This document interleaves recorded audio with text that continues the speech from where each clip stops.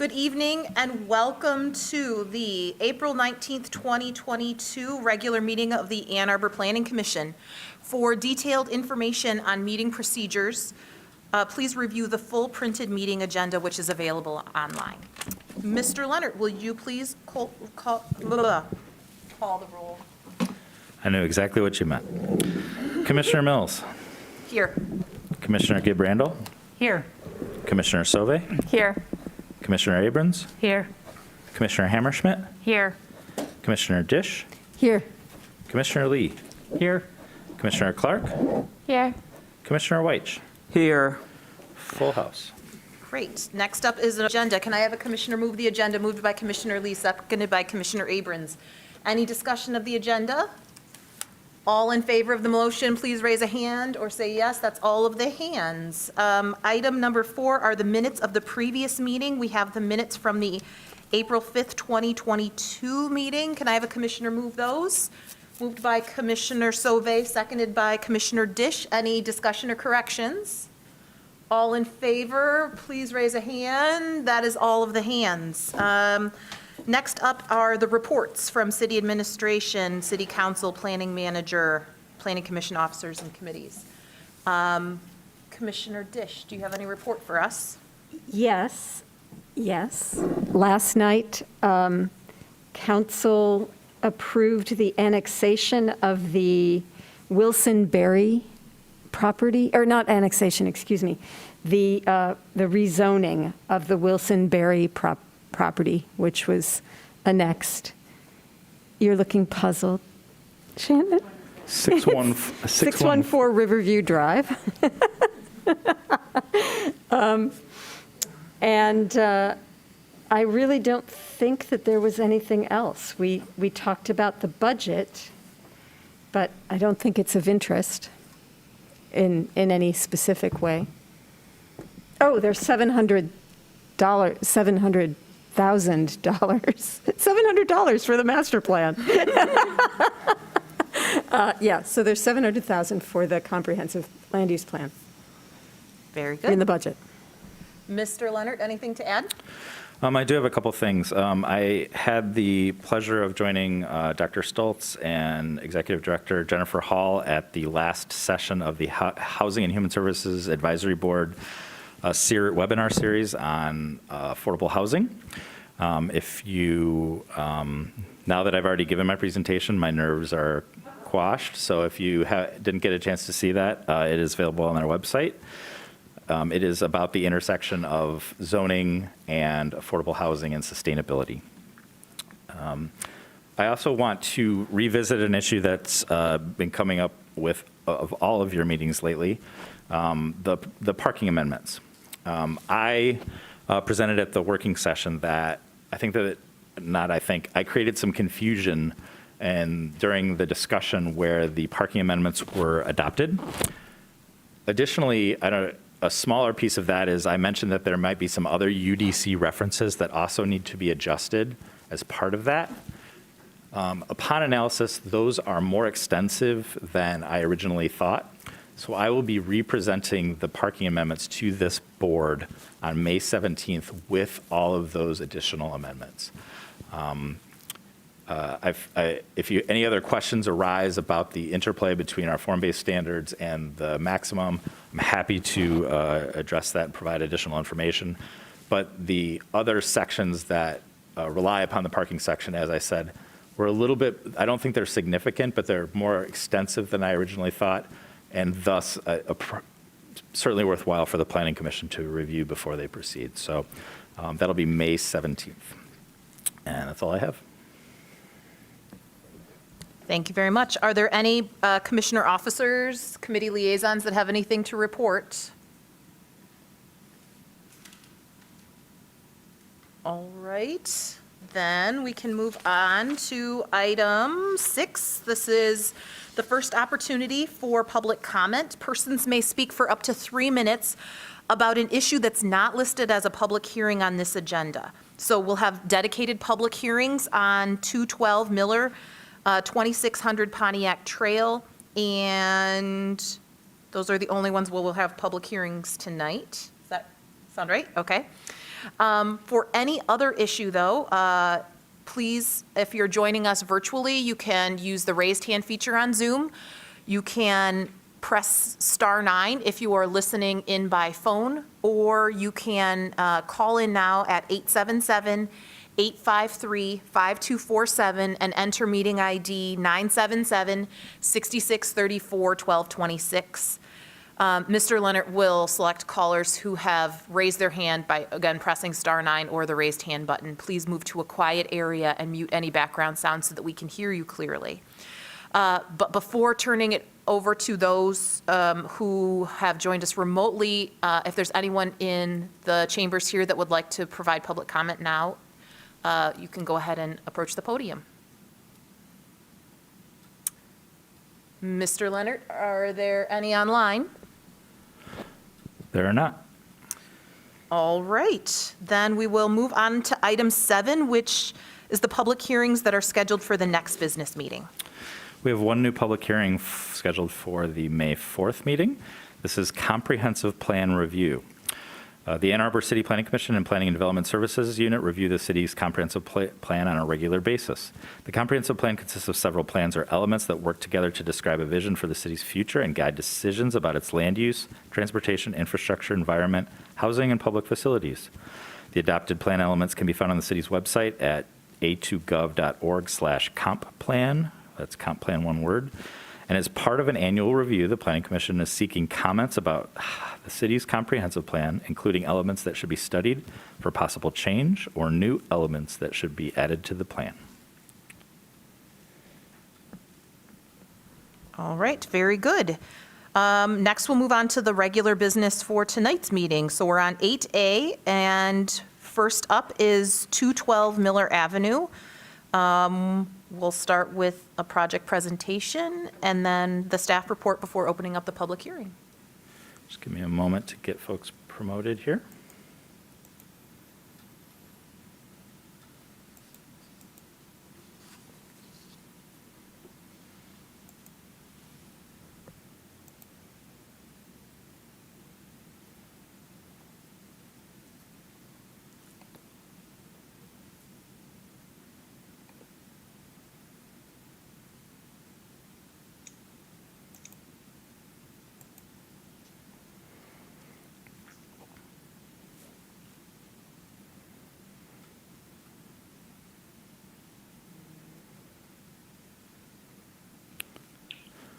Ms. Kyneth, anybody else from your project team that you're expecting to see on Zoom?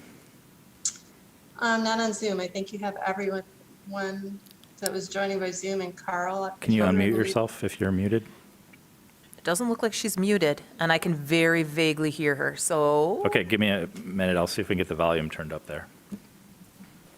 we might have to do an audio check with you in just a minute once Mr. Leonard moves towards the controls.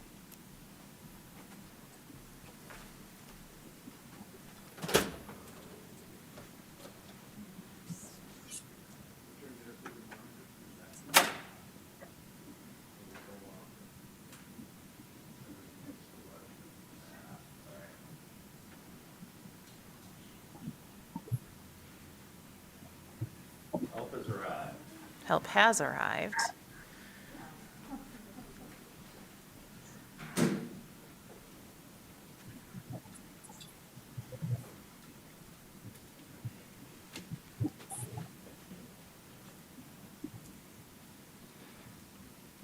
Do we think it's just from those videos, or screens? Hey, Jeff, can you sing Yeah. a little something for us?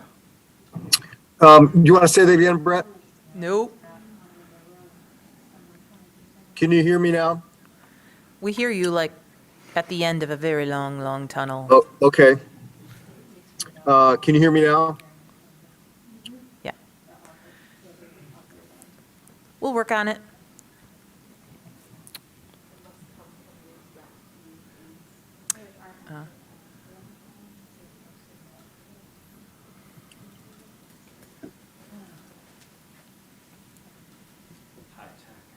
This is when we need Commissioner Lee's piano. Either the Jeopardy theme.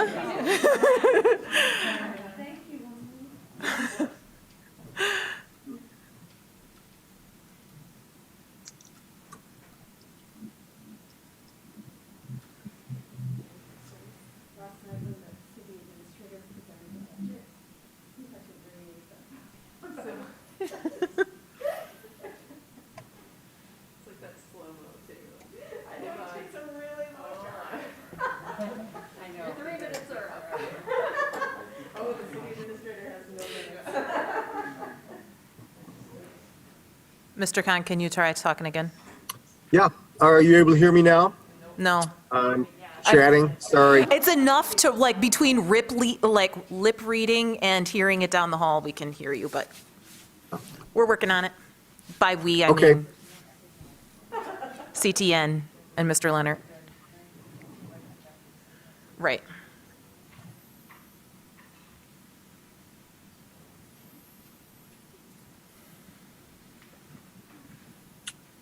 Kathy, can you hear me? I can hear you fine, Jeff. Oh, wow. Okay. Me? Well, maybe we can have a conversation. While we're waiting. I can hear you too It fine. must- I can hear you. Okay. So it must be something related to the council chambers. Yep. Yeah.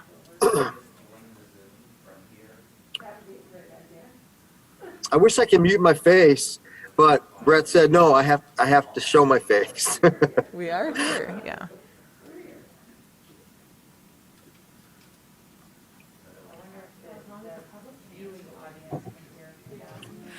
They can hear each other, so I think Yeah. it's just us. I'm sorry, could we just maybe take a 10-minute break and then see if we can get this done? Sure, that sounds great. I don't know if you just heard that. We're going to take a 10-minute-ish break to try to figure this out, and then we'll be back. Tom, when do you anticipate the project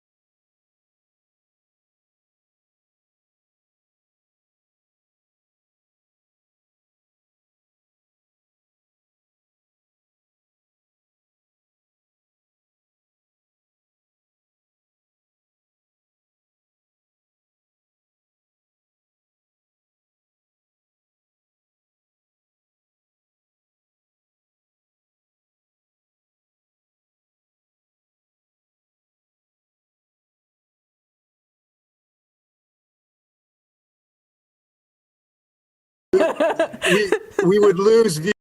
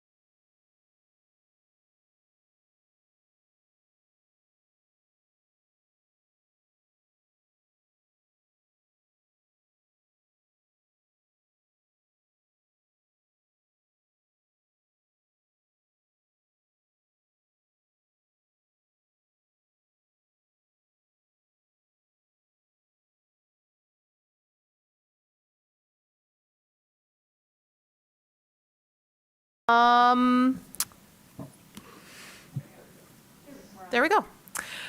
All right, so we are back to item 8A that we never really started. So we'll start with a petitioner presentation and then the staff report in the public hearing. So where we lost you, Ms. Kyneth, we were saying, is there anyone else that should be on Zoom? I think we're good. There's myself and Tom Fitzsimmons, and I believe Carl Heater is in the chambers with you in person. Yes. All right. So I'm Kathy Kyneth with Maycon Engineering. We prepared the site plan. Let Tom talk about his vision for the project and explain it to you a little bit. Okay. Can you hear me okay? We can, go ahead. Okay. So I believe our architect is actually there, Carl. Is that the case? He is, he's waving his hand in the corner. Okay. So maybe I'll let him go first and essentially give you an overview of the project. I know he's got some sample boards, material, wants to describe what we're doing there. And then if there's any questions, I'm happy to answer those or fill in any blanks. But please, Carl, take it away. All right, he's coming up to the podium. I am Carl Heater. I'm this old architect who was born in this town in the middle of last century. 212 Miller is a modest scale project. It's not built out, fully built out to the site limits. It has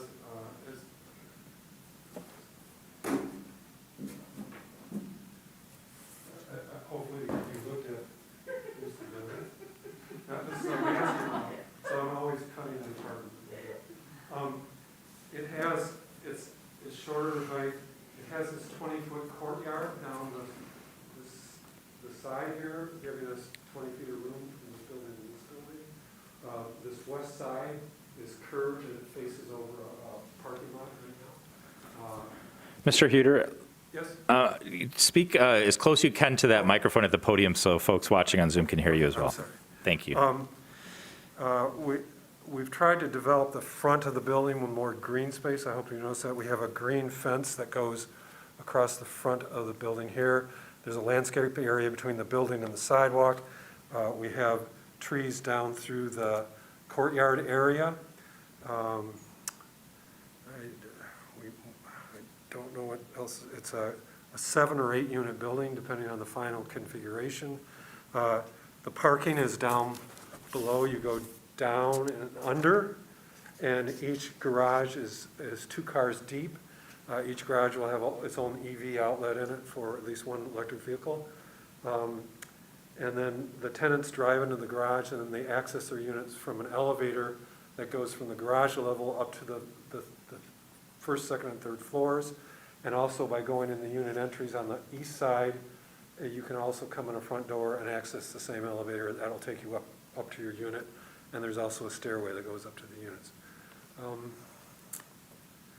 I can't, it's a standard platted lot in the city of Ann Arbor, being that it's 66 feet wide and 132 feet deep. The project is doing a street improvement where they're improving the water main down the front of the street. I still believe that's true, correct, Tom? Yes, that's Kathy? true. Carl. Yeah, okay. Yes. All right. And I'm here to answer any of the questions. The building is going to be lighter in tone. The major surface of the building is rougher textured white stone, and then the niche wall panels, the gray on the west side. The garage is the graphite color. I'm away from the microphone then. There's white on the east side. This gray turn-colored metal is going to be on the bays and the upper roof mezzanine area, and the windows and doors and everything are going to be your typical, what they're doing now, black. Any questions on here? Thank you. Anything else from the petitioner? There's some time yet left, yep. Not at this time, but I'm not sure if you want me to share my screen. I have elevations, the color renderings that Carl had prepared, if you'd like to see those. That would be great.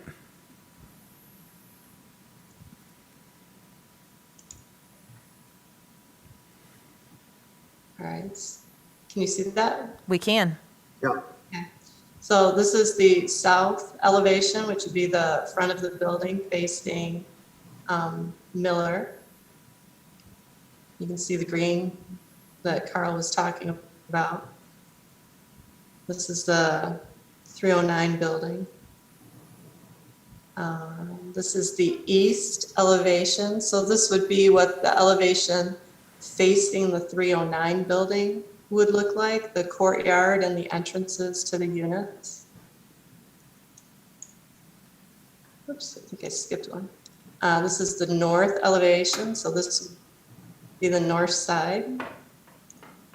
And then the west elevation of the building.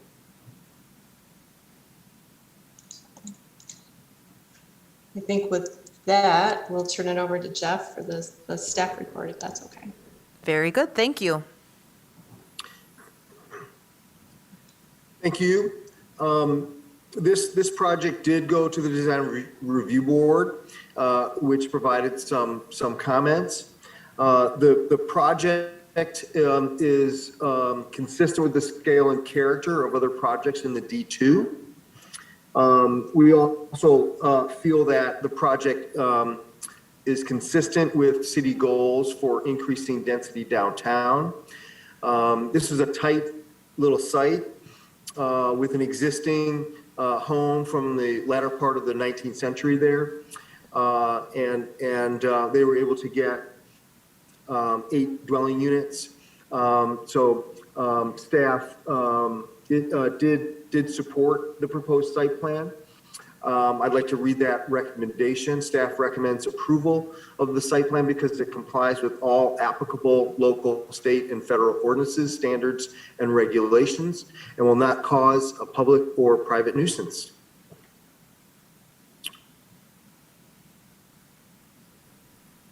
All right, very good. Then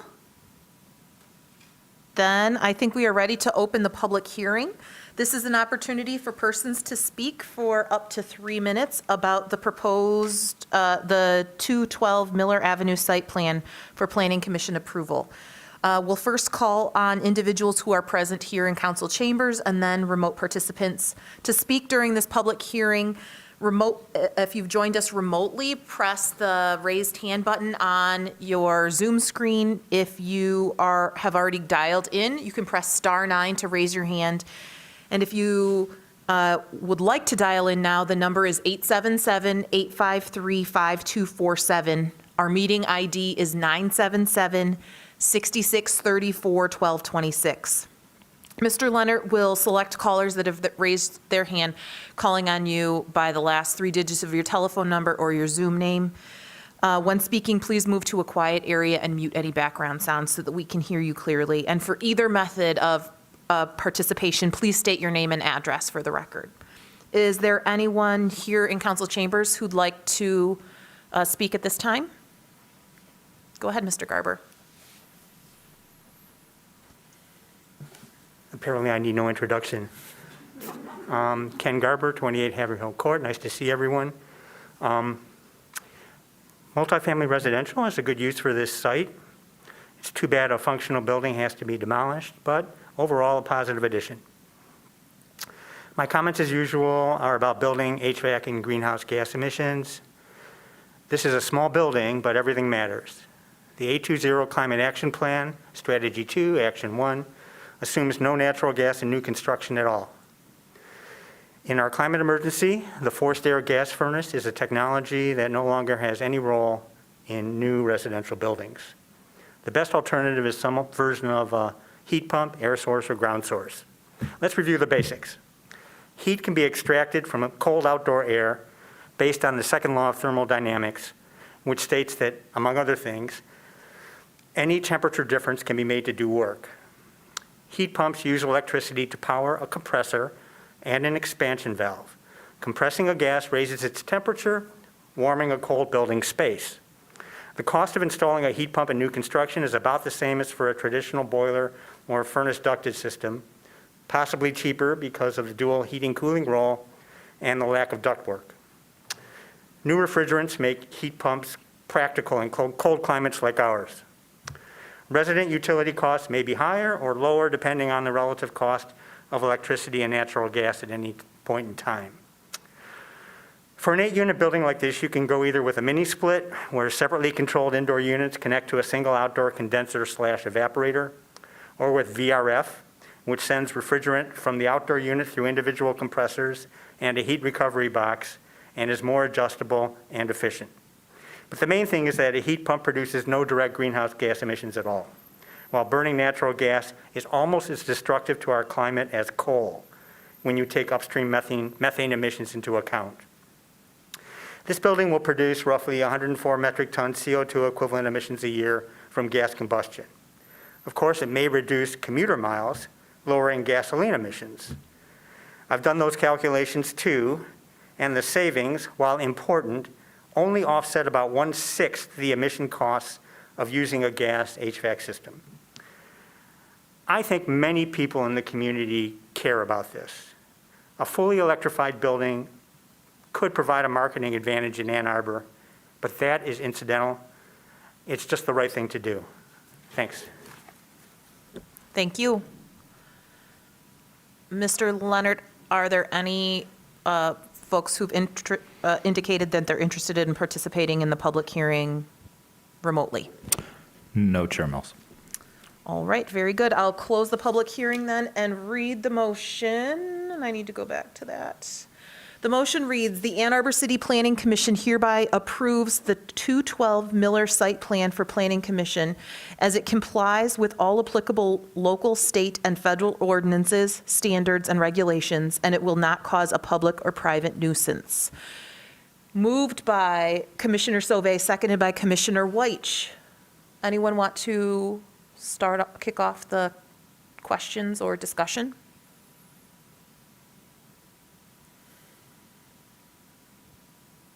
No one wants to kick us off. Any questions at all? Go ahead, Commissioner Sauvé. I have maybe one clarifying question about the architecture and the elevators and accessibility. I see stairs going up to the front entry townhomes to then access elevators, and currently no doors to access the elevators. So is there a 0 stair threshold to access an elevator up to the units? The units are accessible from the elevators, so the residents, knowing if someone is coming to visit them, will allow that person access to their elevator at the garage entry point, and then they can go up and down into their units. Is there clearance for that? With the double stacked cars, I don't see significant clearance for, They'll have to prepare for someone coming to visit, all right, and then so relocate their car to the diagonally adjacent parking garage. and so is there room for an ADA unit that somebody could unload from their car in their garage and access their elevator? I guess my main concern is in all of these, we're making concessions for someone with no mobility issues to be able to utilize this to get out of their car and access the elevator, or an exchange of moving the car to access the elevator and stairs. So the residents can park in their garage and use their elevator. They're all type B type units. And if a guest is coming, then they can make preparation for that guest by moving their vehicle over to the Ann Ashley parking structure, and then their guests can come in and access their elevator. But I guess if a resident is wheelchair bound, how do they access their elevator if they took a stroll around the neighborhood and their cars are in their garage and they can't go through the stairs to the front door to access the elevator? Well, that would be, that's an interesting scenario. And I don't have an answer for you. Okay, that would be my main concern, and significantly, it's about, the stacking and the access to those elevators without stairs. Like, there's no direct accessible route without moving vehicles to have that wheelchair accessible route, which increases carbon emissions and requires full operation of garage doors instead of having a person door to be able to move through into the garage area to access the elevator. So if I try to draw a line of a wheelchair-bound person living in this unit, I don't see a way without continuously moving cars around, increasing carbon emissions to access their own unit. I understand what you say. So I guess my concern then too is how does this meet building requirements about accessible units if no units here are accessible? The units are accessible, and there's some question right at the moment if they need to be type B or not. And those are all issues that we're working through. Okay, my biggest concern, I guess I'll say, looking at the plans and in terms of access points, we're really asking anybody with mobility restrictions to use the driveway to access, because they have to meet whoever they're visiting at the garage door. They have to negotiate with vehicles to access that elevator. And so we're putting vulnerable people within vehicular traffic patterns to be able to access units and visit units. There's two other projects in town that have very similar situations as this, and this building's sort of modeled after them. So I like I said, it's something that needs to be looked at. Well, Is that's it why possible for me to respond? Go ahead. Hi, this is Tom Fitzsimmons, I'm the developer. So we're currently designing this building as all type B units, which is the building code requires us to do that. So everything is accessible ready. Your code also requires a certain amount of parking. We have that met with one parking space per garage. They're double depth tandem, so someone could, this is all user choice. They could park 2 cars there. They could park 1 car there. They could park bikes. They have storage. The whole goal here is to give people a large private space, storage space, that they don't get in regular style condominiums. We've done projects like this at 414 North Main, at 121 Kingsley West. I know the Mark was developed the same way on Liberty. And so this argument that there's no way to get a wheelchair in here, I mean, that's really up to the owner. If they're in a wheelchair, it's up to their guests. There's ways we're enabling with technology that the owner could be overseas and using their cell phone can open their garage door, can open their elevator door, and get up into the unit. So the idea that it's completely blocked and cars have to be moved is simply not true. I'll disagree, and I have concerns about the only access to a zero threshold is through a garage door, that we don't have a person door to access, and we're putting people in vehicle transit risk, and our evaluation of the site is about safety, and we're really asking for vulnerable movement in vehicular area. So that's my main concern right now with the project. And we understand that, and we are designing this project to meet all building and zoning codes. Thank you. Thank you. Any other questions or comments from planning commissioners? Go ahead, Commissioner Gabriandel. Your model indicated that you said you were planting trees in the patio zone, but I'm just not seeing them on the plan. And so I'm wondering what's the story with that? The trees are going to be in planters, and they're not part of this, of the required landscaping for the site. They're in addition to that.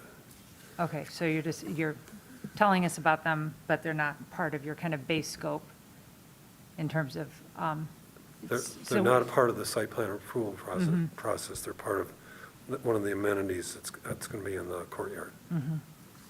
Yeah, we typically use 3x3 or 4x4 planters to plant trees. We've done that at 414 North Main, where we designed a similar building with two buildings with a courtyard between them, and also at 121 Kingsley West. I mean, that'll really get worked out when we do the structural design. We have to take into account some extremely heavy loads. But again, thankfully, the way this building's designed with the individual garages below and essentially a number of structural walls down below at 14 feet on center, we're able to plant quite a few trees on there, which will be a very nice amenity. I mean, one of the overriding goals when we first acquired this site was how it's going to interact with the building that we're building right next door, right? We didn't want to build them wall to wall. And so by building a bit of a smaller structure, we did a number of sun and shade studies here to the west, and also leaving that 20-yard courtyard between, which is very similar to what we've done in the past. We think it's going to be a really nice feature for residents of both buildings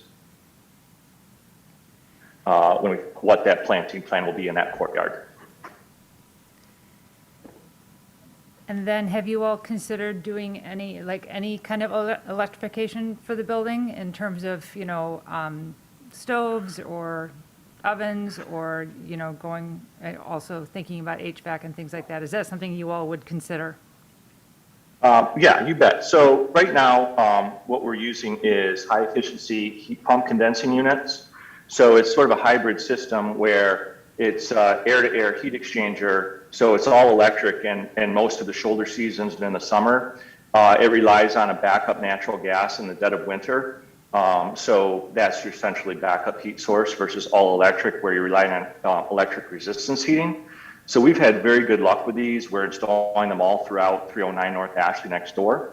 We'll also be prepping for solar. We'll be bringing a big fat pipe up from our electric meter room up to the roof so that it'll be easy if the residents, we're planning on this being a condo project. We'll sell out. It'll be easy if the residents want to vote and put any solar up there in the future. Also, because your standards recently changed and require like a certain number of electric car charging, it doesn't really work for condo building. So we're essentially in our marketing offering actual electric car chargers for every single garage. So we'll not only prep for them, but when people purchase the units, we'll supply them a charger. They just need to let us know what type of electrical charger they want, whether it's a Tesla or something else. So we think we have a pretty good plan. Would you all consider doing like induction stoves or things like that? We'll be looking at everything as we get farther into the project. So we have looked at induction stove, we've looked at everything from Wolf, which is a high-end brand that is really the only high-end brand making that type of appliance right now, all the way down to like GE appliances, which have that. Really, that technology is catching up with everybody, whether it be appliance manufacturers. Lighting's done a good job. We do all LED everywhere. Heating and cooling is pretty good. It's a little difficult in this climate, but we think we have a good plan there. And again, we'll prep for solar. Well, I'm heartened to hear that you're considering that. I know that these are decisions that you may make later in the process as you figure things out, but I'm glad that you all are considering that, and we would just encourage you, even though we don't have any teeth with this. It's something that we care a lot about. So I'm glad that you all are thinking about it and considering doing as much of it as 100%. possible. We're actually, I'm involved in another project downtown, which is going to be a LEED Gold project. So we've had to do a lot of preliminary work on energy efficiency. And we found that our current building standards, our windows, building envelope, HVAC systems that we're using, even for this project, which we won't be going for a specific standard, meet that LEED Gold. So we feel pretty good about what we're able to offer our customers these days. All right, thank you. Thank you. Any other questions or comments? Go ahead, Commissioner. I have just a very small question, since you mentioned LEED Gold, which I know you're not going for at this building. But as Mr. Garber mentioned, you are tearing down a functional building. Have you thought about what you're going to do with the demolition debris? And have you thought about salvaging any of the parts of that building that might be salvageable? Always. We've been building in Ann Arbor now for 31 years. I know you have a demolition process that is different than many other areas, a demolition checklist. We contact salvage companies. We have people come through and salvage wherever we can. Realistically, old buildings have a lot of bad materials in them too. But we'll certainly be contacting our normal vendors. We've worked with everyone in the past. I can't even think now who we've worked with, groups out of Detroit and Ann Arbor that can salvage and recycle materials. But that kind of is codified unless things have changed, that we've been doing that for every building that we've ever had to take down in the city of Ann Arbor. Thank you. You're welcome. Other commissioners have questions or comments? Go ahead, Commissioner Sauvé. I'll ask the petitioner if they would be willing to work with staff to change the stair entry to the courtyard to a ramp, engineered into a ramp, to create accessible paths to the front doors, then access the elevators through a safe person door instead of the car door at the garage.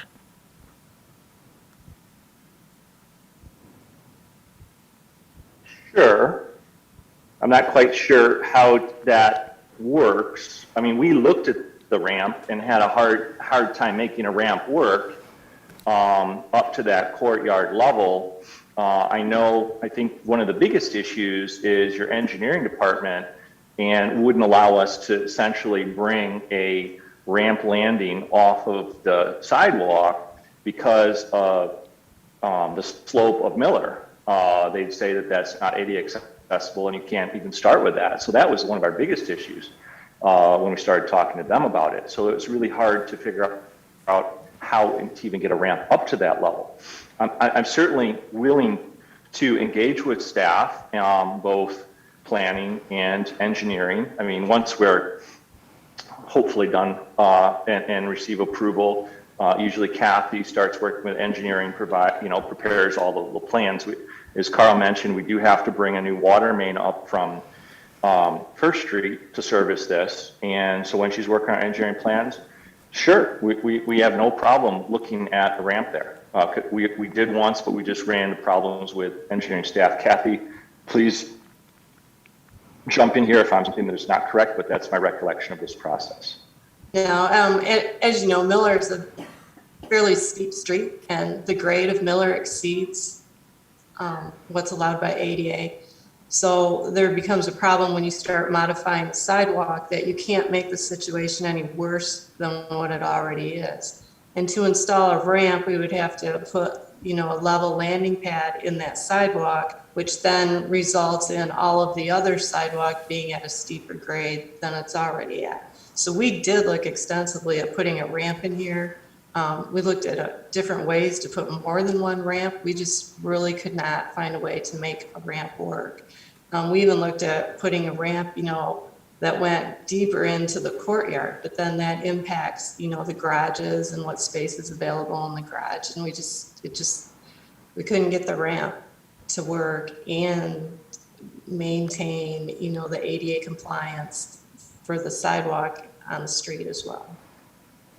I think similar, like off-site landings is a big thing, like if you can't maintain it on the sidewalk, once you get onto your site, you can start to average out some of those slopes and things. You can give more space to give a pedestrian path and designing person doors to the garage storage areas. But I can't support it in its current design configuration. It's just high-risk travel routes for vulnerable people accessing the site. And so I either need to see working with staff to be able to access at the lower storage level with a person door and a dedicated path delineated so that the vehicle path and the person path are separated and identified, or that additional engineering happens at the courtyard on site instead of on the city part of the parcel to average out and create a ramp. And maybe that's sacrificing some of the amenity of a courtyard space, but it's creating safer space for more accessible populations to be able to access housing. And I think in this demographic, we're going to see aging populations, that it's really important that they have safe access. Other commissioners? Go ahead, Commissioner Weich. I'd like to hear from staff, either Mr. Khan or Mr. Leonard, on Commissioner Sauvé's concern that she's raised around the safety, because this would be under our purview to deny this petitioner's request because it does pose a risk to safety, but the staff report says it does not. And so before sort of moving forward, if there could be some clarity presented, either from Mr. Khan or Mr. Leonard, and maybe even some guidance, because if we could table the conversation or delay it to give staff and the petitioner an opportunity to make these changes. So whatever, I'm looking at the site, I'm listening to Commissioner Sauvé, I'm convinced, and I'd like to figure out what the best path forward is. We would be happy to put together a meeting with engineering and the petitioner's agents to revisit that issue. I can't speak to the engineering standards that engineering worked with the petitioner on, but we can certainly facilitate that conversation. Let's see if Planning Manager Leonard has any comments. Yeah, and typically we don't get into, I would just add, we don't, as part of the site plan, it does require compliance with all regulations, not to create any nuisances. So I think the conversation around those standards is appropriate. As it relates to the type B units in those configuration, neither Mr. Khan or I have the expertise to speak to the adequacy of that or not. But that's something we could solicit that feedback from our building department if that would be beneficial to the commission. How would we approach this as opposed to just a straight vote here at the table? Is there an opportunity to amend the motion to include this review, since you all can't answer these questions at the table? So I'm just trying to figure out how we can get to a decision, because right now absent the information that you say that you cannot provide, I feel ill-equipped to vote if there is a way for us to achieve the concerns that Commissioner Sauvé has articulated at the site, not at the sidewalk level, because as she explained some of the concerns, I was like, oh, okay, now I see what you mean, and this is a problem. And the petitioner has said, well, it's really sort of up to the owner to try to figure this solution out, and we've created this space for them, but it does neglect the notion that someone coming into the space is now harmed, which, when we were looking at the driveways and that blocked the bike paths, we voted down that site because it was going to create a harm to the community. And this feels like it's in that stream, but I'm uncertain, to use a Midwestern approach here. And so some guidance would be helpful. Sure. If there's information, first of all, it's always appropriate I would always advise you not, if you don't have the information you need to make a decision, you shouldn't be making that decision, of course. So in that, starting with your preface of you'd like to have those issues explored before you're comfortable making that findings as relate to that, my recommendation would be either to table or postpone the item, to provide, and then provide Mr. Khan with the direction of that information that would be helpful and necessary for the commission to do so. And then that would be a conversation about the timing that it would take to do that. As I said, probably the initial thoughts would be as Mr. Khan said, some space to revisit the notion of the ramp with engineering requirements. We would bring the city's engineers in that process, and we could provide feedback from the building department about ADA accessibility, which would, I think, speak to what requirements exist and whether this was meeting those minimum requirements or not. With the chair's permission, can I ask a question to Commissioner Sauvé? With Commissioner Sauvé's permission. Well, you might not permit it. So would you entertain a amendment here? Would you want to table it here? Like, what do you feel like is helpful for our conversation? Because I want to defer to your expertise. Yeah, I mean, and that's where I've stated my concerns. I think the petitioner understands my strong concerns, and staff has heard them as well. And it is really an amendment to, have this reviewed when proceeding. I feel comfortable with, but, having a second look with staff and meeting with the building department to coordinate. So I trust staff to kind of follow through instead of revisit and bring this back to us, but I do want to heighten the attention to that as it proceeds forward for staff. I know it ends here, like this isn't kind of a checkpoint, right, anymore in terms of moving forward, but I do have concerns. I think we have a well-equipped staff to answer many of those and kind of address them with the petitioner at this point. But I also want to state it for the public record that this is something that we should be more responsibly looking at when projects come to the table. Because this, while it might meet the basic standards and several kind of tiers, it's this convergence point between planning and building code, and this kind of access point of when planning meets the property line and when building code meets the building edge, and how people transition from one to the other, that feels like a life safety condition that we should be having a bigger discussion around. So with that, I guess, I can. I just have one more question. Go for it. And this one's to the chair.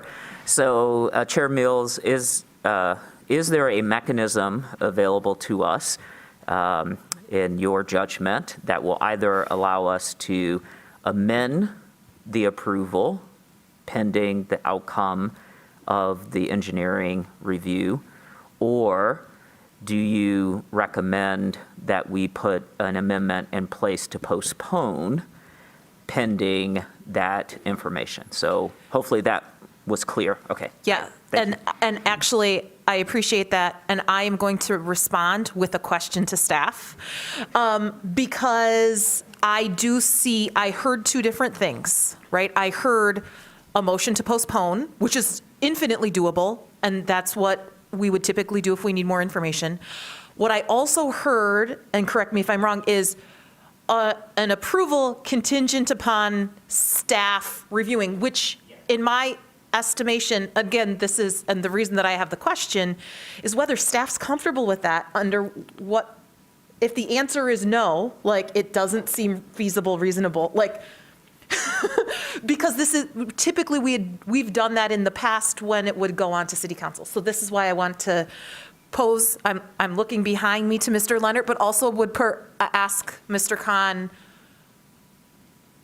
would that second option, how do you as staff feel about that? Because I can see, I have mixed feelings about that.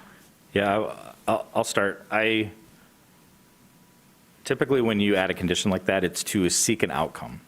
And so if the desire was to amend the motion to say, this is approved with the following modifications, the establishment of a clear ADA accessible path to the garage doors and the establishment of a ramp to the patio to provide, or one or the other. That's a clear measurable. I am also, I want to be clear, I'm happy if it is approved subject to working with staff to consider these options. With that, I want to be clear, though, that without a requirement, that just remains discretionary. So if it's educational that your desire is, I would suggest that that's been accomplished by this dialogue. If your intention is that one of these solutions has to be integrated in order for it to meet those standards, you could do it with that condition. I'd be less excited about approving it subject to investigating whether or not these things are possible. I would rather work with the petitioner to answer those questions definitively, bring it back to the commission for consideration. And it just as a historical perspective, and I see your hand, Commissioner Clark, so I'll come to you, but that's following up on this. This idea of having conditions, if we approve it only with those conditions, and this is typically, historically, where we would turn to the petitioner and say, do you want us to vote on that with these conditions, or would you like us to postpone this? Just, is my recollection of that correct? Okay. I'm hearing, in case you can't see, there are nods on this side. So Commissioner White, before turning it over to Commissioner Clark, does that answer your questions? Okay, awesome. So I think that those are those are the two, in my mind, the two reasonable things: approve with conditions or postpone. And I think opening it, if I were in your shoes, opening it back up and asking kind of the petitioner might be helpful.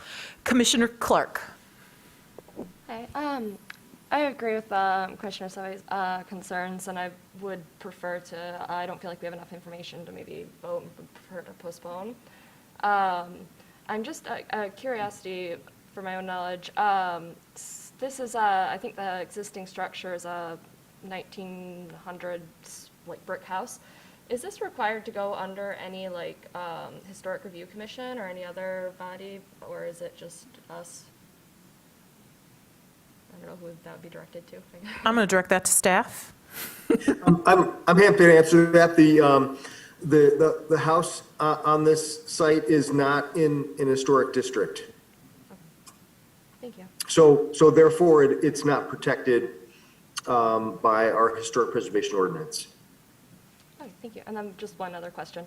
Am I understanding right that each one of the garages will back out onto Miller, or is there a single curb cut? I'm just looking at the pictures and trying to understand the design a little better. Or is it underground? It's underground. I think that could be either for staff or for the petitioner, and I had that same question. The site plan shows it. Maybe if one of you are able to share the site plan? Well, Kathy's going to pull that image up. I can attempt to answer that. If you're in a vehicle and drive onto the site, you're going to be driving to the west of the building and pulling into one of the garages that are located on the ground level. And it looks like Kathy has brought up the image. So Kathy, would you mind continuing that discussion? Sure. So there's one driveway off of Miller that's located right here where my cursor is. These are each individual garages. So you would pull in and then pull into your garage. If you're backing out, you would back out into this area and then come out the driveway. You would not be backing out into Miller Avenue. You would be backing out into this space here and then going forward out onto Miller. Okay, guys, go. Kathy, And would you Yes. mind pulling up the garage level and the architectural, since that obviously is a big part of this ongoing discussion? Thank you. This-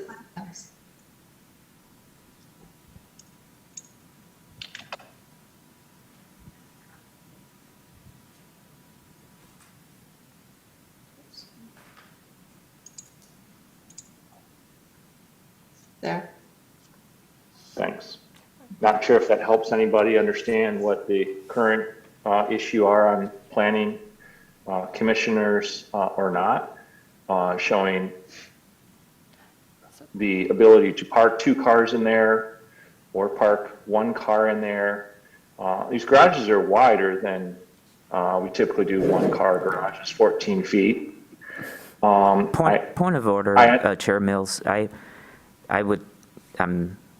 don't understand what he's doing right now because we haven't asked him a question, and Kathy previously answered the other question. So can we come back to the table? Do you, go ahead. Kind of a follow-up on that too is, when you mentioned the slope wasn't possible because of the slope on Miller making it worse.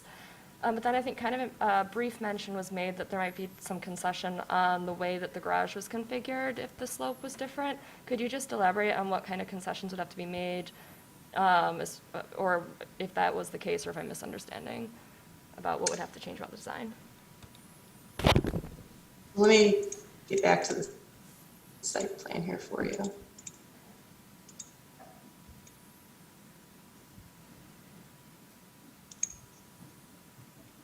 So what we were talking about is originally we had considered putting a ramp here. This is the existing sidewalk on Miller. It already exceeds ADA, but it matches the street slope, so it's allowed to be that way. If we were to put a ramp here, we'd have to create a level landing area out in here. And when you do that, that makes a flat spot. So when you do that, then it makes the slope of the sidewalk even worse than it already is. So we had looked at that. We had also looked at trying to get a ramp along here. In fact, we looked at a couple of different configurations to try to get a ramp along there. But when you do that, you cut into the garage space and you can no longer have the space that you have in the garage, because the ramp would start here as opposed to, and it would have to go through the garage and then come up. And as you're coming up, you'd get to patio level, but it would impact these garages for sure.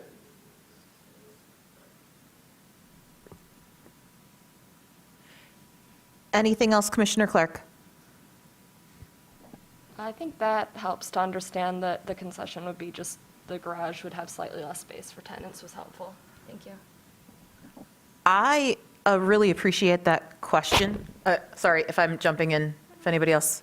I really appreciate that question, and that helped me understand kind of what the trade-offs too are. From my perspective, I hadn't thought about the safety, so thank you for bringing that up. This is a place where parking is not required. And so that 8 spaces, actually 16 spaces, because the garages are designed to double up, are provided. I agree that there's some flexibility that offers. I would, for storage or other things, but actually the solution that cuts into the garage space and makes some of those not be full double depth is not concerning at all to me. And that seems like a far preferable solution in my mind. And so I am certainly in support of, either the postponement of this to allow for a design that would accommodate that, approval of conditions that would force that, or kind of what, another option is providing, dedicated pedestrian access on the backside. This, to me, seems like a reasonable solution, not redrawing it here, but just hearing what kind of the trade-offs are. That's a trade-off that I think is really reasonable. Overall, though, I want to say, I think that this issue ought to be solved, but I'm excited with the idea that this property in our downtown area can now house 8 families rather than I don't know how many units are currently in the blue building or were in the blue building prior to construction, but it was office, okay. So I was gonna say, I can't imagine that it's more than 2. And so that's exciting to me. This is the right place for this. I appreciate the way that it is designed in conjunction with its neighbor and providing an amenity, I think that it's distinct. Architecturally, it's distinct, which I think is nice. It's not just the same thing. So I'm excited about this building. And so while I recognize the embodied energy in the existing structure, a 2-story structure built in the 19th century is definitely not ADA compliant, I've got to believe. And so, I see that this is a huge benefit, but to the same point, we got a lot of that kind of structure in our city, and we do want to make sure that what we're building allows people to age in place. One of the points that I think got kind of tied up in here is this idea, or that I hadn't heard, and I'm still not sure about, is if you have a vehicle, if you are disabled and have a vehicle, do you have space to get out of that? Because I don't know all the dimensions. This is a place where you could live without a car. You should live without a car, ultimately. Hopefully, you could totally live without a car. And so making sure that you can safely get into your unit without a car is really important here. So I'm very supportive of this.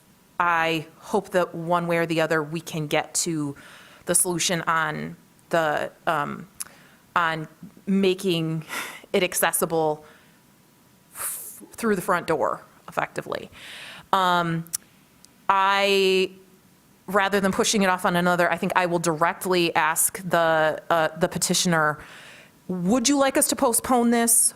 Would you prefer a condition that it would be designed to allow for a ramp?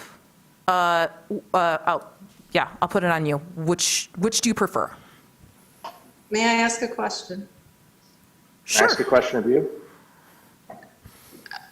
Kathy? Well, I would like to ask a question of the planning commission.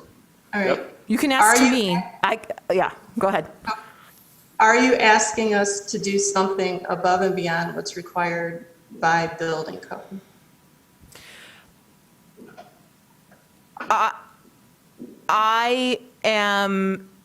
What I'm looking at is the safety concerns associated with this from a planning perspective. So I am not sure how to answer that. Mr. Leonard, can you help how to answer that? I think this would be on the standard of not creating a nuisance. So it is conceivable that it would be above and beyond the minimum required by the building code for that purpose. Thank you. Can I ask your question? Yes. Kathy? Yes. If we cut out part of 101 and 201's garages, can we get a ramp on that site by putting a landing pad at the entrance? So from what I'm understanding, they're requesting that the landing pad would have to be on your property. Yeah. That's something that, we'd have to go back and look at. It may cut into 101, 201, and 301's garages. Okay. All right. So, because the commissioner asked us a direct question, how we'd like to proceed. Again, we looked at this issue. I guess we're certainly open, and I'm going to respond here with a yes, but a question. We're certainly open to having you approve this project on the condition that we are able to put a ramp up to the first floor landing. If that, if we get shot down and engineering says absolutely no way or whatever, what does that mean? Does that mean we can come back with the same project? Does that mean that we're toast and have to start over? Because we want to, been building and developing in Arbor for 31 years. We want to do what's right here. And so I'm happy to have you approve it with that condition. I think we can get it to work. Again, we looked at it, but what happens if we can, I guess is my question. Can we come back and look at other options for the garage? Is it planning commission 3 months from now if it doesn't work out, or what? That's my question. That's a great question that I am going to direct to staff. What happens if we do it with a prescriptive?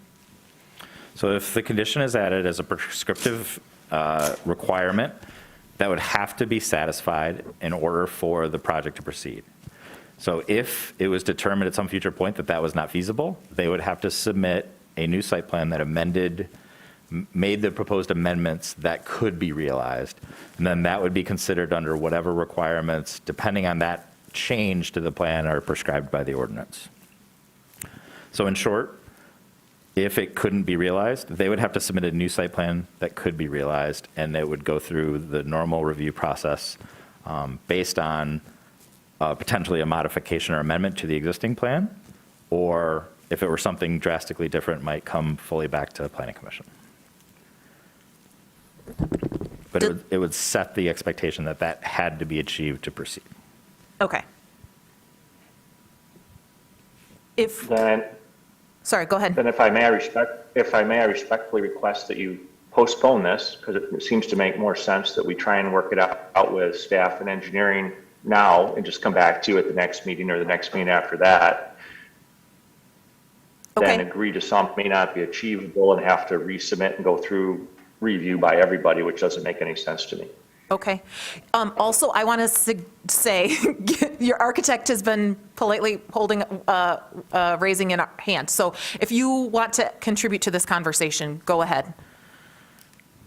So everyone realizes that someone in a wheelchair cannot approach this site because the grades are too steep along Miller. So to invite them to try and approach the site coming down Miller, you're putting them in danger. So our discussion was, a guest coming to this building could drive in and have access to the elevator and get up and down versus trying to have them park at Ann Ashley, come across the street, and then endanger themselves on a steep grade on the public right-of-way. What you're asking for is, we have a site that you can't approach, but you want the site, when we develop it, to be compliant, even though no one can get to the site from the public right-of-way. Thank you. I would suggest that this, in my mind, solidifies why further discussion and postponement, so further discussion with staff to get at that.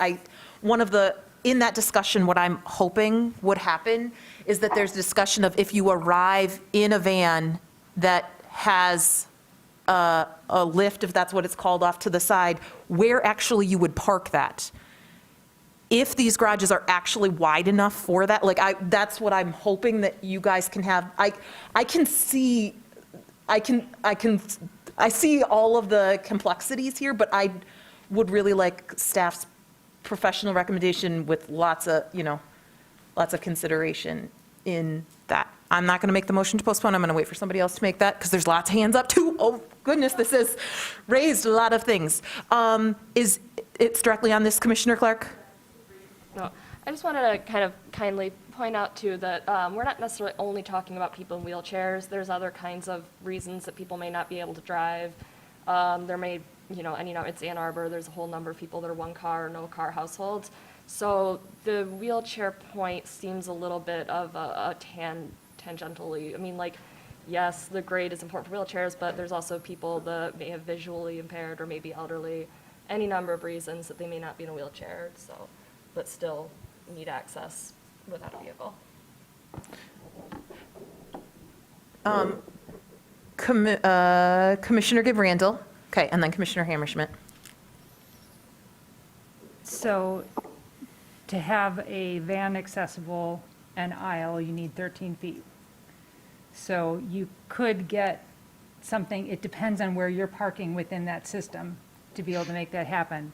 The thing is that the elevators kind of come into that space too. So it's the fact that the elevators are kind of in the middle of it that make it a little tricky, because you can slide the car by, but I mean, I think this is going to be tricky. I think there is a chance with this, because of the existing grades out there at the sidewalk, that the engineering may say you can't do this, because the level landing should actually be at the turning spot, not once you've already turned, in terms of how you design it.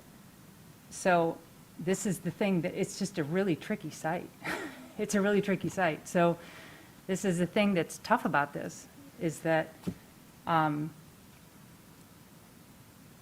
we may have to have kind of the lesser of two evils. And so I'm not saying that it's not worth exploring, but this is a really tricky site. This is not a straightforward solution here at all, in terms of the letter of the law of how you're supposed to do this. So I think we need to kind of think about like what happens. It's a very real possibility that engineering will say, no, you can't make that sidewalk any steeper. You can't put your level landing out there. So what does that mean for us? So I just want us to be really aware of that in terms of how we're shunting this through the system, and whether, whether there's like one of the units at the end has more space or something like that, so that that can, they can access it more easily or something. Maybe there's a way to kind of make, I know that's true of many places in town where they have like a couple of accessible units. And these are like mostly accessible, really. I mean, they really are. But maybe there's one that everybody sacrifices a little bit, 6 inches or something, who knows, so that there's some way to be able to have one that is more clear. Because I don't know that we can make this all work, given the site constraints that are there. And so if, in terms of making it tricky for, people pulling in, because I agree with what the architect said. It's like, it's really steep on Miller. It's like way beyond what you would have to have a rail going up both sides to be able to make that code compliant in terms of it being a ramp. So. Could I mention one thing? Not right now, thank you. Okay. So anyway, I just want to, as somebody who designs these things, that's some of the complications that I just want us to be, if we go that route, it's not a slam dunk. It's not. So, I mean, I'm not saying we can design it all here right now, but. It further solidifies, just before I pass it over, in my mind, like pushing pause, having more discussion on this at the staff level to sort out what it is that engineering requires. Commissioner Hammerschmidt. Thanks. This has been an interesting discussion. Thank you for pointing that out about the grade of Miller and that what is a ramp going to achieve. So I'm wondering, to the petitioners, I'm looking at this site plan. You've got 8 different garages, 8 different elevators for units that are not multi-story. Did you consider a floor plan option that was maybe not garages, but just open parking underneath, and like a central elevator or an elevator in the corner that goes up and internal doorways to access the units rather than having these external doorways? Was there ever any sort of plan like that that you thought about? Or is that something that could be thought about? Sure. That would be a completely different project. That would be a true condominium. These are modified townhouses. What I was trying to get to earlier is, I want to make the point that the entire driveway servicing these garages is covered. The building sits over it. So it's not like people, the thought process here, this, you know, concern that cars are going to block the elevator. It's our thought process that the best spot for someone to get out is to pull into this flat driveway, open their garage door, and go up their elevator if they're in a wheelchair, and it's completely covered. And I think that's very easily and doable based on the size of these garages or storage areas, whatever you want them to call, whether they have 0 cars or 1 car or 2 car, to do that. And that essentially is what our engineer, Kathy Kynath, and at working with city engineering staff, determined was the best way to get into this building. Thank you. But if you're in a wheelchair, I think Commissioner Randall just pointed out, it's not wide enough to actually pull into the garage and get out with your, right? It's not wide enough for you to be in a wheelchair and be able to exit your vehicle and have that clearance. Correct. What I was pointing out is it's very wide underneath the building. The entire driveway, 120 some odd foot driveway, is completely covered by the building. So when you pull in, you don't necessarily have to pull in your garage to down access your elevator, if that's the overriding concern about safety or having room. Are there spaces though to park outside of there? No, there's not. Right. So if you were in a wheelchair, you could never park in your garage, is what I'm hearing. No. Yes, and No, put you 2 can cars park in your garage. You can park in the garage. It's wide enough to get out? It's, if you're looking at the plan Yeah. there, you very need hard to 13 feet. There's 14 feet, but the elevator kind of kicks into it for just a moment in the middle. And so you could pull something all the way forward and get out and go around. The thing that's tricky about it is the way the doors are accessed on the side. That's what's kind of tricky about it. If they were, but I don't know how else to do it. Right. Exactly, right. So it depends on how big your car is, essentially, is what it comes down to. Yeah, because you're supposed to be 18 feet long, and so they, you know, whatever, they have a little bit extra. And this is, again, in this sort of due diligence of kind of figuring this out, but I also see that it's not a, yeah, it's not an easy one. Anything else, Commissioner Hammerschmidt? I don't think so. I'm still very Commissioner- confused, but if we're postponing it anyway, then. Commissioner Lee? Thank you. I'm going to back up just a bit and talk about the development a little generally. I think overall the intent of the D2 zoning is met. The building massing, to me, seems appropriate relative to 309. I actually like the materiality. I think it looks good. I think it's going to create a lot of visual diversity as you walk up. And I guess I've walked this particular path every day for 2 years between 2014 and 2016. So I know this driveway very well. I think this would be a vast improvement. I'd park at McKinley Tech Center at the very bottom of the hill. And I walked up this way pretty much every single day. So it would be straight up dangerous, I think, for somebody in a wheelchair on this particular road. It's a good workout, though, as you walk up that hill. All that said, I think there's a lot of good points. Obviously, I appreciate the discussion. I just wanted to zoom out a little bit and say, hey, I think this is an improvement of the site. I think that this is actually a unique design based on the challenges architecturally. And I think what's interesting to me, at least, is I like the foliage that's kind of on that southern end.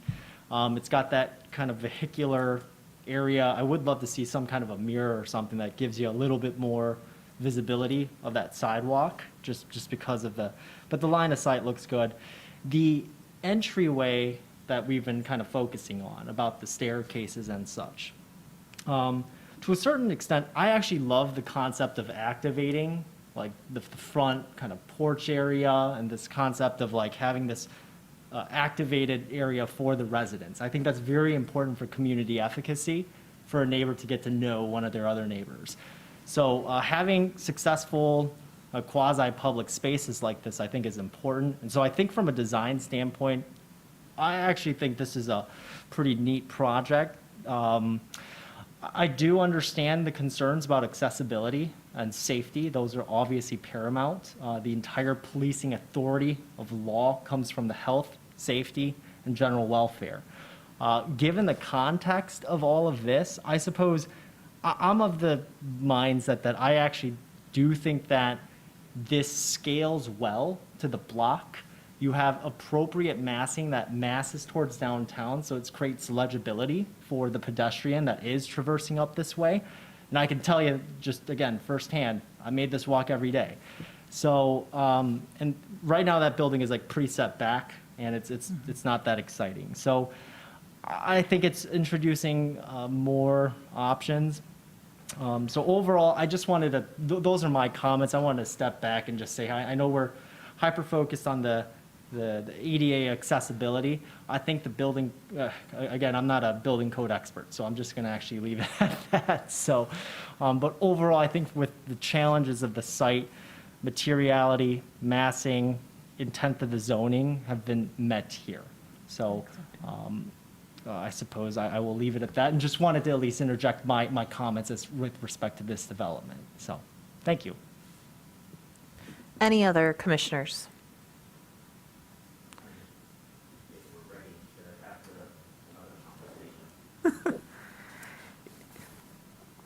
Go ahead, Commissioner Lee.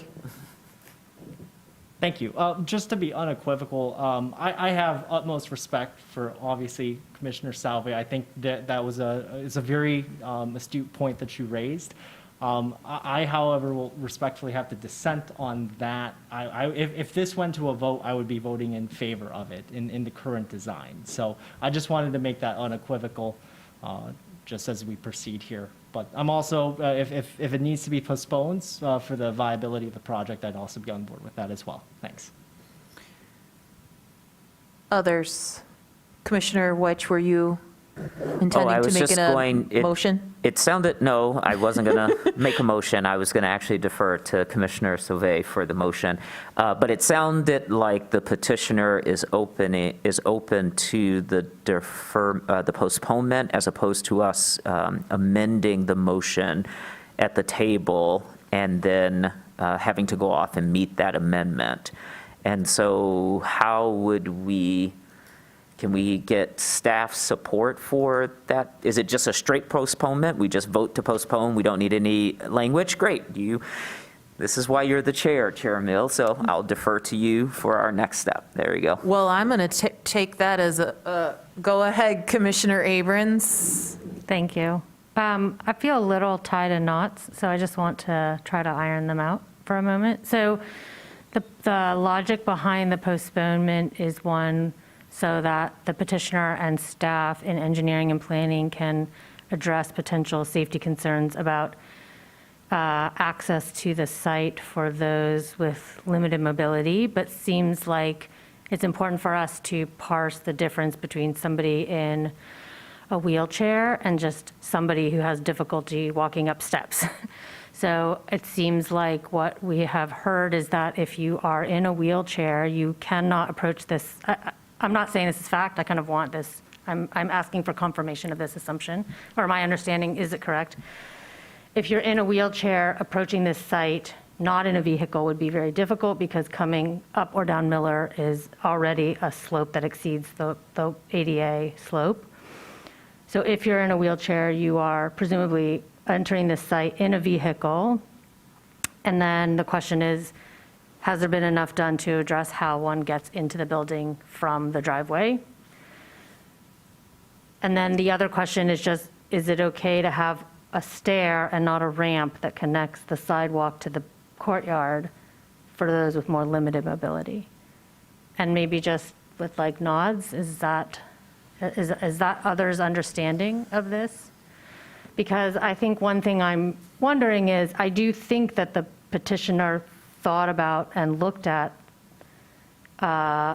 access to the courtyard with a ramp for those not in wheelchairs, but because Miller is too steep, but just for those with more limited mobility, and decided for the stair.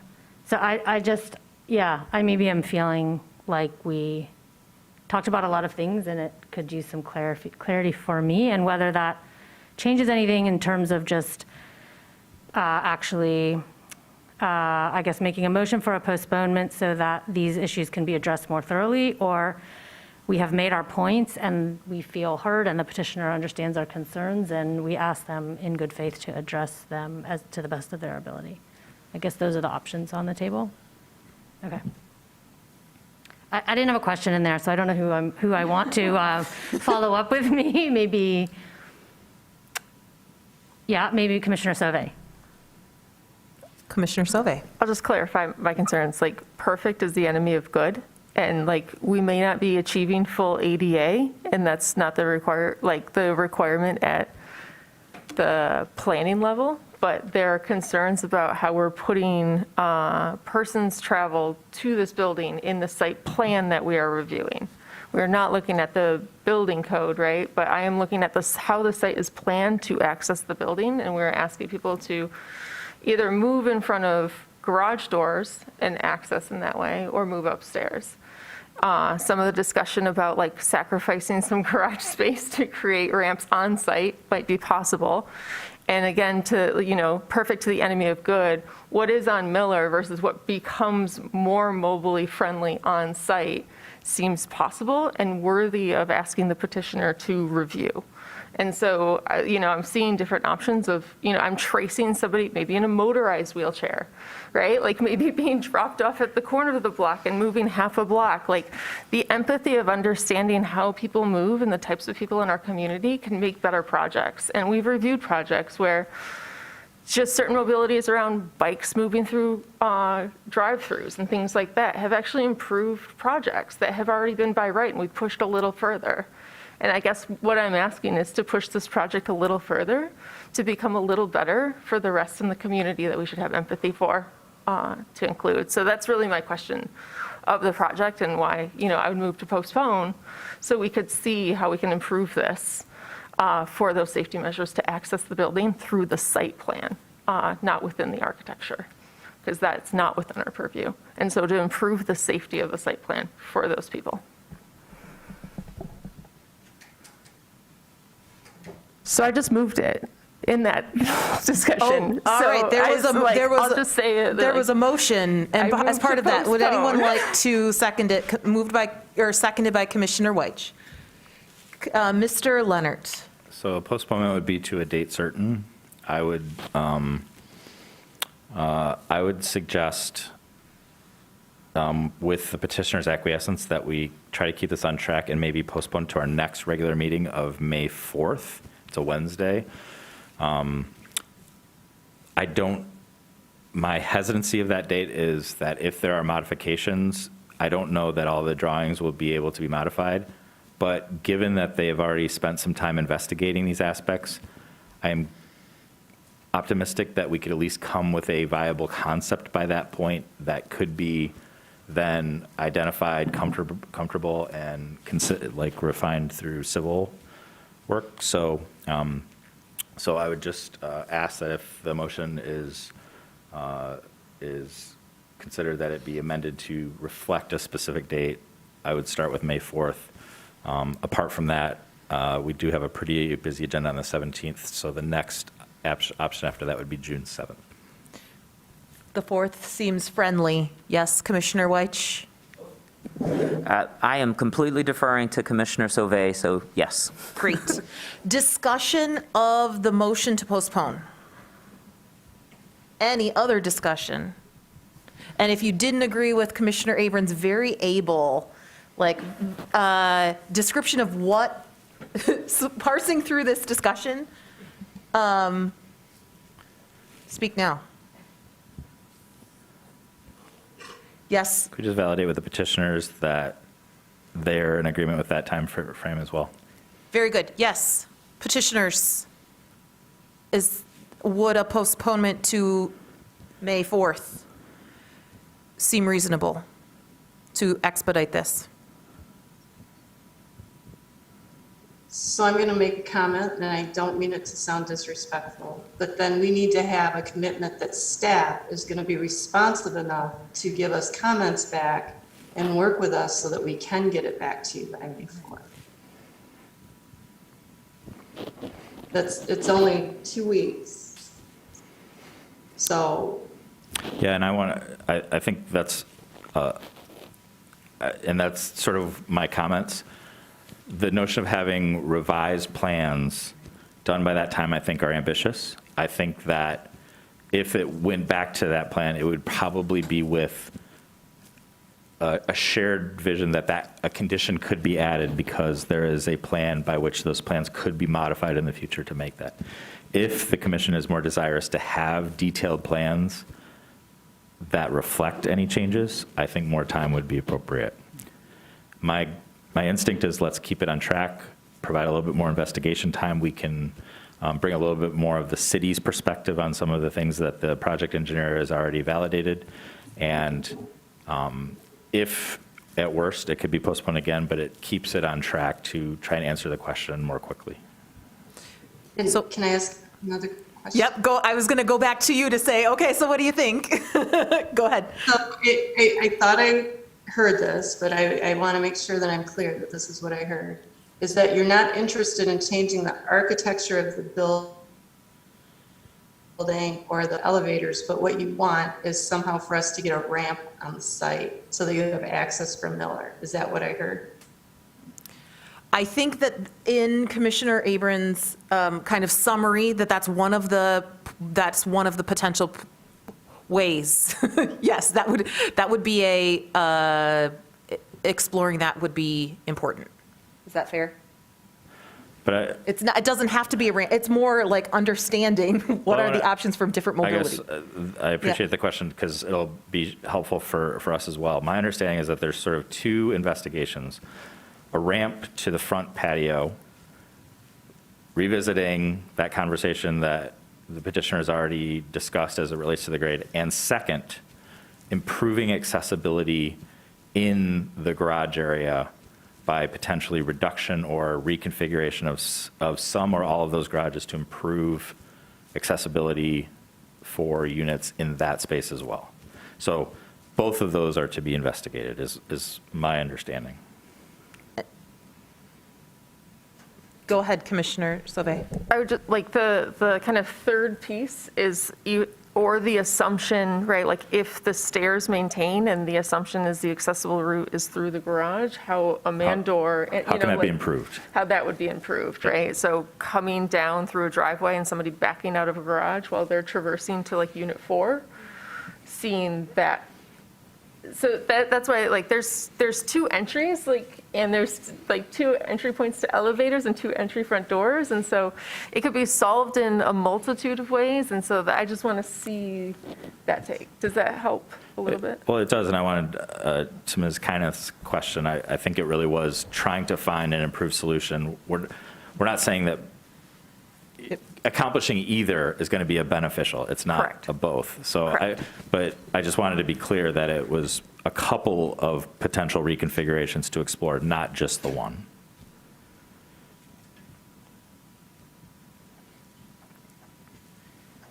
Is that, Timing okay with that? does that answer your question, Ms. Kyneth? Yes, thank you. And with that, and the understanding that it is, that Planning Commission, you could not see us all nodding our heads when staff was explaining that 2 weeks from now, it is unlikely that we would have full site plans that have been fully vetted. But understanding that we could look at, based on your conversations that transpire between now and then, and which of the multiple things are explored could be potentially added as conditions to approving this site plan, subject to whatever, again, the solution is that transpires in the next 2 weeks. Does the timing of the 2 weeks coming back to us seem reasonable to you all?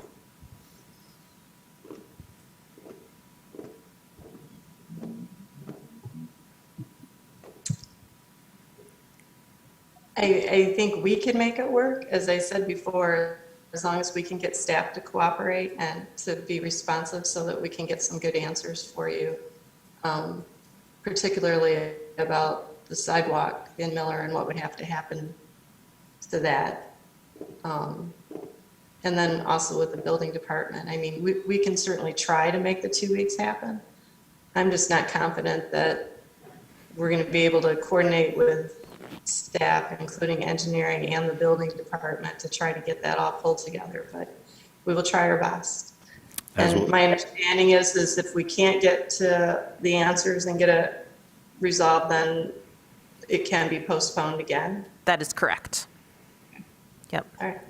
And I just wanted to commit to the petitioner. We will do our best to achieve that timeframe as well. And if we have to vote on a second postponement, we'll ask questions about why. So. Any other discussion of the postponement? So just to the petitioner's comment, I wanted to be clear that we're not asking them to go back and put the ramp from the sidewalk to the side of the building. It was looking at the accessibility inside the garage or the patio space. So, because I got lost in that last part. I think it's It's both? exploring both, but it's Okay, all not right. necessarily re-asking about putting a flat spot on the public sidewalk. Okay, great. It is the That- flat that spot part- on the That site. last part that you just said is the part I wanted to be clear on. That's what I think you heard and that you Yes. were acted to, because I was Yes. thinking the same thing. Okay, great. Thank you for Thank you. naming it. Anything else? Any other discussion before voting on a postponement? Mr. Leonard, do you want a roll call for this? Only if you do. No, I think we can vote with hands. All in favor of a postponement, please raise your hand. I see all of the hands. This is postponed. We hope to see you in 2 weeks plus a day because of a Wednesday meeting. All right, it is 9 o'clock. Do we need a break before the next petition? No, I'm not seeing anybody. All you have to do is shake your head yes. Okay, let's move on to 8B, 2600 Pontiac Trail annexation and zoning for city council approval. This is an annexation from Ann Arbor Township into the city. The petitioner is the Village of Ann Arbor, and we heard a petition from them previously. This would add to that, would add 5.7 acres to that site plan. I'm presuming that they are joining us online.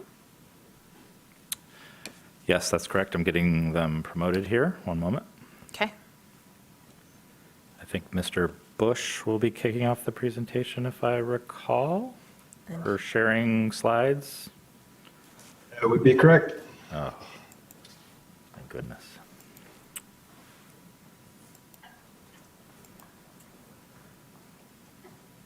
All right. Just let me know when I'm ready to go. Do you see everyone on Zoom that you're expecting from your side, Mr. Bush? We also have Darian with Robertson Brothers with us. I don't know if you see him there to promote him. Otherwise, good on my own. All right, we'll start the clock when you start. Sounds good. Let me just share my screen here.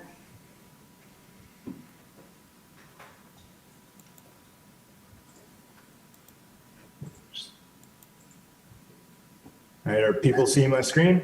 We are. Yeah. All right, perfect. So I'll keep this brief, and then certainly I'll open the floor to questions towards the end there. But just want to thank you. Good evening, commissioners. And we're here for annexation proposal and rezoning proposal for 2600 Pontiac Trail, another parcel that's associated with the Village of Ann Arbor. I think you remember back in December, there was a proposal for annexation that was in front of you and a recommendation for approval granted for the Village of Ann Arbor project. 5 parcels annexed from the township, Ann Arbor Township, into the city. And we have another parcel under control, 5.71 acres, that we are proposing similarly to annex into the city and rezone to the same zoning and bring it into the project R4A. So just here for you tonight for your for this proposal, for your approval of this additional parcel, and got staff reviews and staff recommendations for approval. So with that, I'll just open the floor to staff presentation, and we'll be here to answer any questions you may have. Very good. That was well within your 10 minutes. All right, Mr. Yeah. Khan. Thank you. This is a good image to have because it shows the whole holding. The petitioner is proposing a residential project that consists of townhomes as well as stacked units. Some of the units will be owner occupied, some will be rental. And this was an opportunity that popped up during the process of proposing a site plan for the 5 parcels that are being shown in this image. So this will add to their holdings. The project is an exciting one because it brings with it a lot of additional residential units. It's also a very challenged site. There is a there's a landfill on the site. There's also quite a bit of gravel fill throughout portions of the site. So I do think that this addition will give the petitioner a little bit more design flexibility. Staff is recommending approval of this 5.7 acre parcel. We are going to move forward with this site plan without this project, without this parcel at this time. And so you may be seeing a site plan that excludes this 5.7 acre site within the next couple of months. However, once the state annexes this parcel, the petitioner will add it to the site plan and come back again with a slightly revised plan. So that's my understanding of how the petitioner would like to go forward. Continue with the main site plan as they have submitted, and then when this petition, when this annexation petition is approved by the state, to add it to the site plan and come back again with a slightly revised plan. Staff recommends approval. Thank you. All right, very good. We will now open the public hearing for this petition. This is an opportunity for persons to speak for up to 3 minutes about the 2600 Pontiac Trail annexation and zoning. We'll first call on those who are here in council chambers and then remote participants. If you've joined via Zoom, you can press the raise hand button. If you have dialed in, you can press *9 on your phone. And if you are watching us right now, you can call in at 877-853-5247 and then enter our meeting ID 977-6634-1226. When speaking, please move to a quiet area and mute any background sounds so that we can hear you clearly. Either way of participating, please state your name and address for the record. Is there anyone here who'd like to speak on this petition? Please.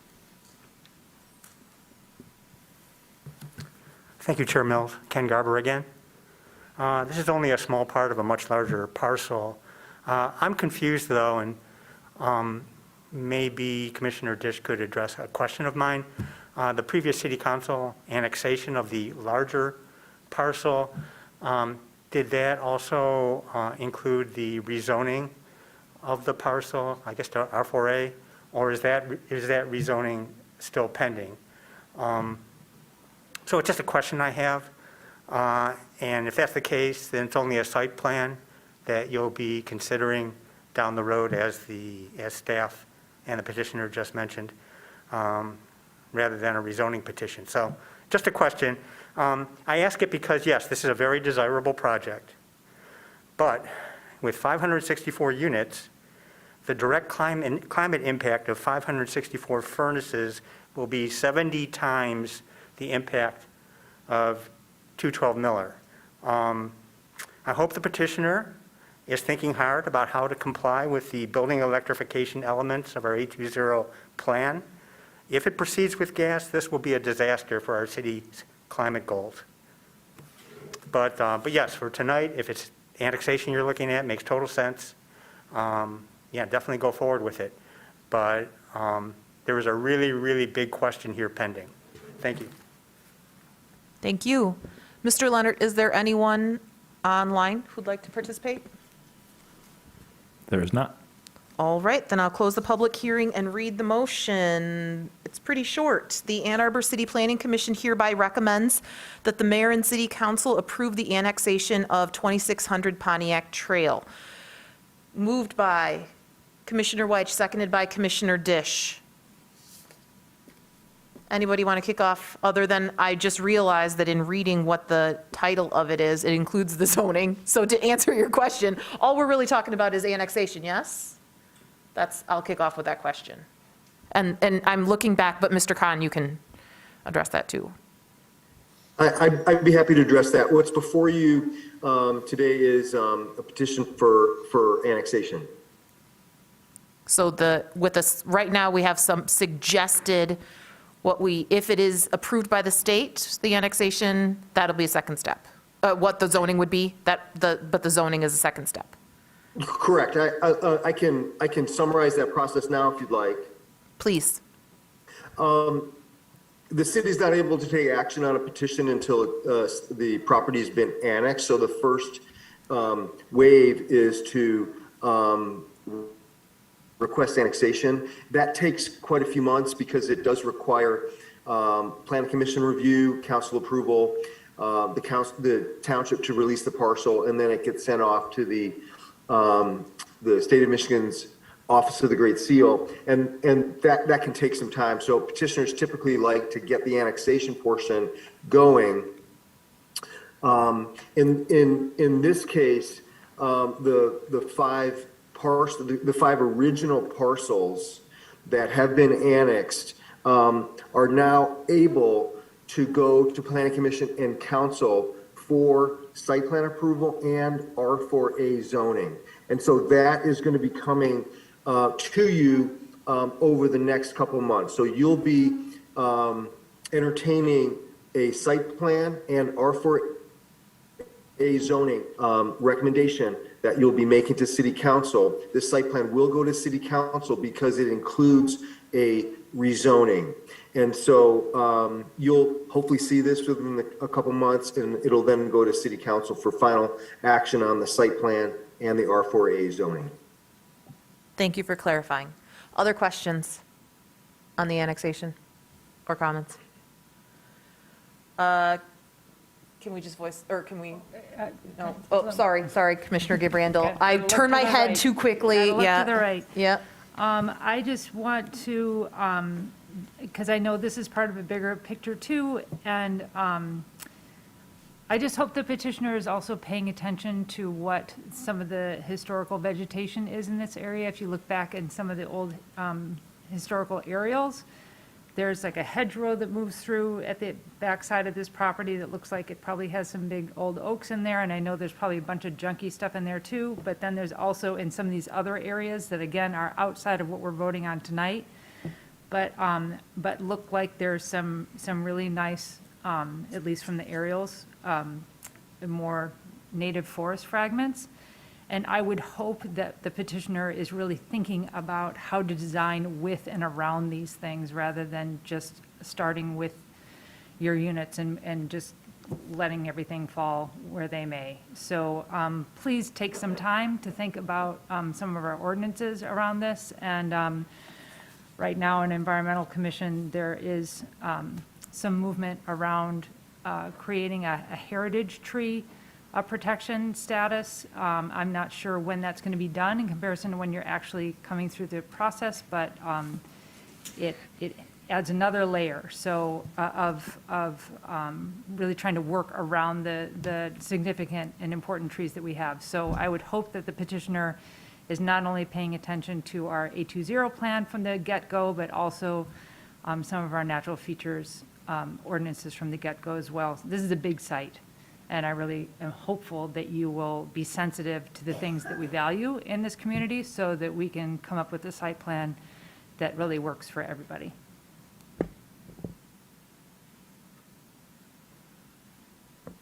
Other questions, comments? You need us to roll call, yes? All right. I don't see any other hands, so please. Commissioner Sauvé, Yes. Commissioner Abrams, Yes. Commissioner Hammerschmidt, Yes. Commissioner Dish, Yes. Commissioner Lee, Yes. Commissioner Clark, Yes. Commissioner White, Yes. Commissioner Mills, Yes. Commissioner Gibrando. Yes. Motion carries. Very good. All right. Thank you. Thank you. Item 8C, the presentation on the Ann Arbor Sustainable Energy Utility.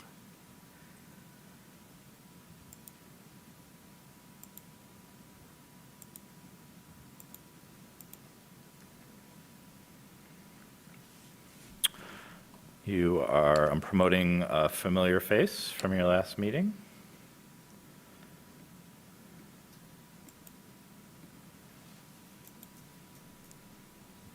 Mr. Wass Smith, welcome back. Hello, good to see you all again. You too, thanks for sticking with us. No problem. I think that we go directly to, I was going to say, you're sharing your screen, we go directly to the presentation, so we've got a captive audience. Great. It's coming through all right. You can see this? We can. Cool. Well, thank you for the chance to present tonight. In our time together, I just want to give you a brief overview of what the SEU is. Again, my name is Zach. I'm a community engagement specialist in the Office of Sustainability and Innovations. So we'll take a look at the SEU and how it could operate in Ann Arbor and some of the next steps. So jumping right into it here. As I'm sure many of you know, Ann Arbor has set an ambitious goal of achieving zero climate pollution by the year 2030.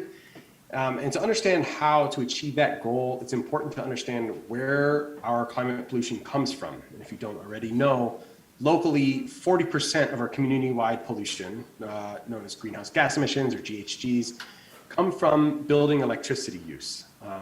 And nearly 2/3 of our GHGs come from building electricity use plus natural gas used to heat our buildings and our water. Given this reality, we know that the solutions to reducing local climate pollution necessitates finding pathways to clean our electricity grid and support the transition away from fossil fuels like gas for heating and cooling to clean electricity.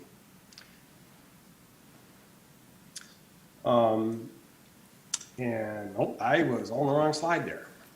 Let's take a look at this one.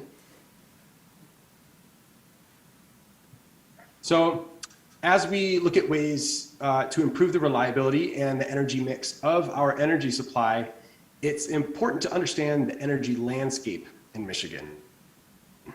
Ann Arbor has what is known as a Pre-Foot Act franchise. And what that means is that DTE has the right in perpetuity to provide power to the city. However, the Foot Act franchises are not exclusive, and the Michigan Constitution protects the rights of cities and villages to create their own municipal utility. And this can be done either via a taking or a condemnation and a buyout of an incumbent utility and their infrastructure, or through the creation of a supplemental utility.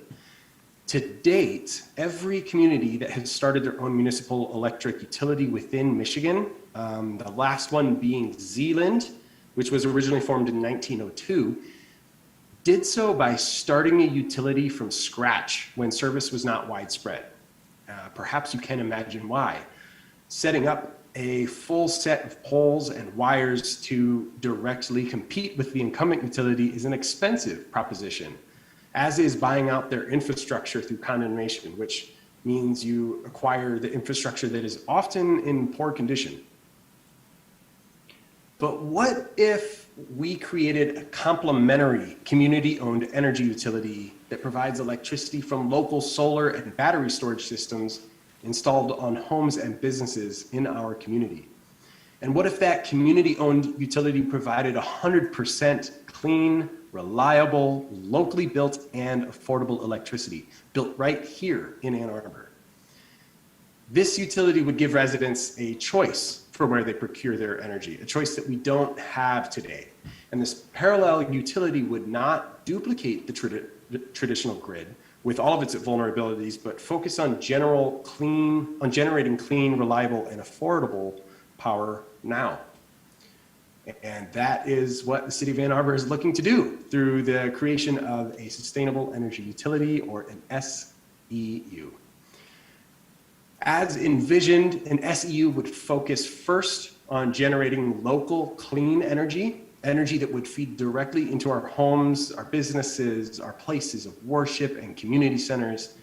And this clean energy would be paired with storage to help improve energy reliability, and would be offered in conjunction with deep energy waste reduction programs to help our residents lower their energy costs and usage, all while improving comfort. Pretty cool, right? So the concept of an SEU is grounded in choice, providing Ann Arborites another way to procure a large portion of their energy, one that is coming from clean, local, reliable, and resilient sources. The SEU would enable a lot more people to get the benefit of solar by directly paying for solar installation on homes and businesses, on the roofs, on carports, on ground-mounted systems. And residents wouldn't own the solar system that's installed on their property. The public would, or more specifically, the SEU would. And residents would subscribe to purchase their energy at a rate that is based on costs and SEU operational needs from the system on their or their neighbor's roof.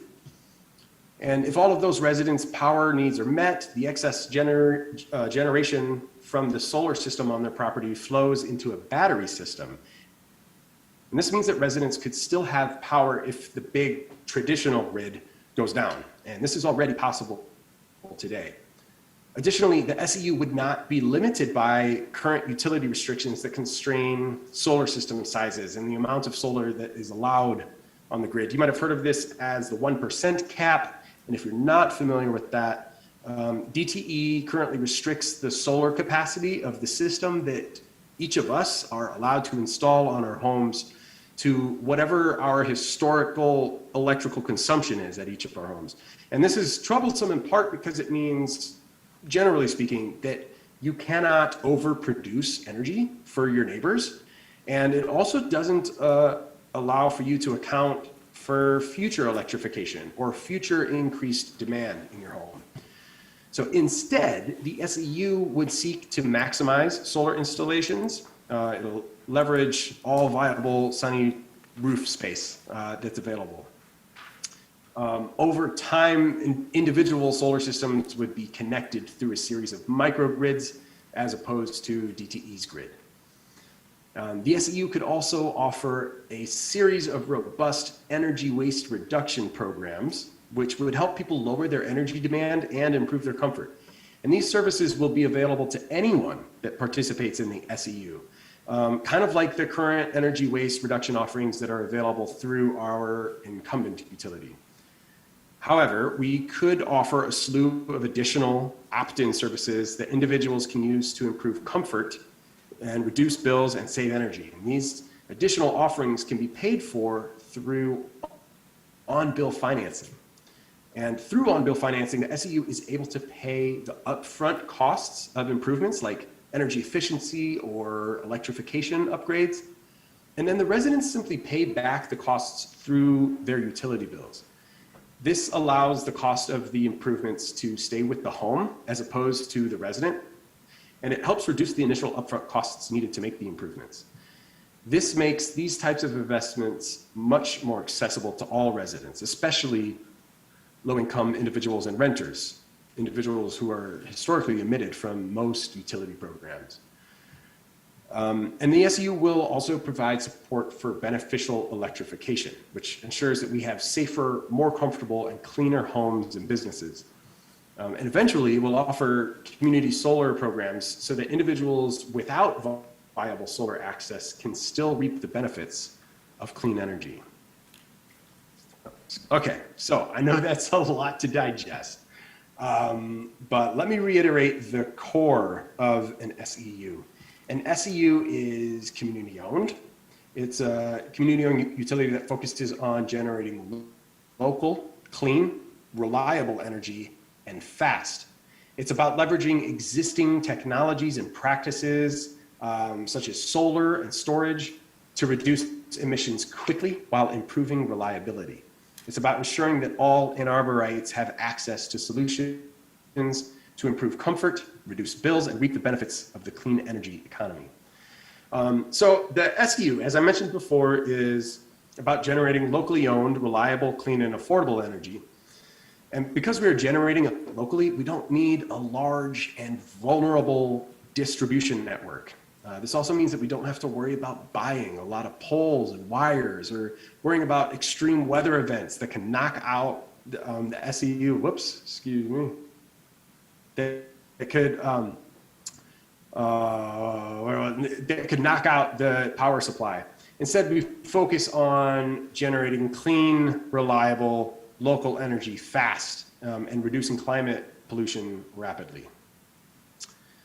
So to close out, I would like to share just a few examples of how the SEU could work. And this isn't meant to be an all-inclusive list of examples, but I just want to illustrate how some of the concepts I've discussed here could work in practice.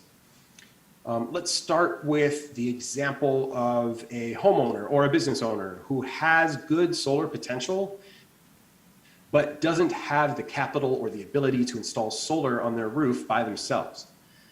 In this case, the individual would subscribe or enroll to the SEU as a supplemental utility to DTE.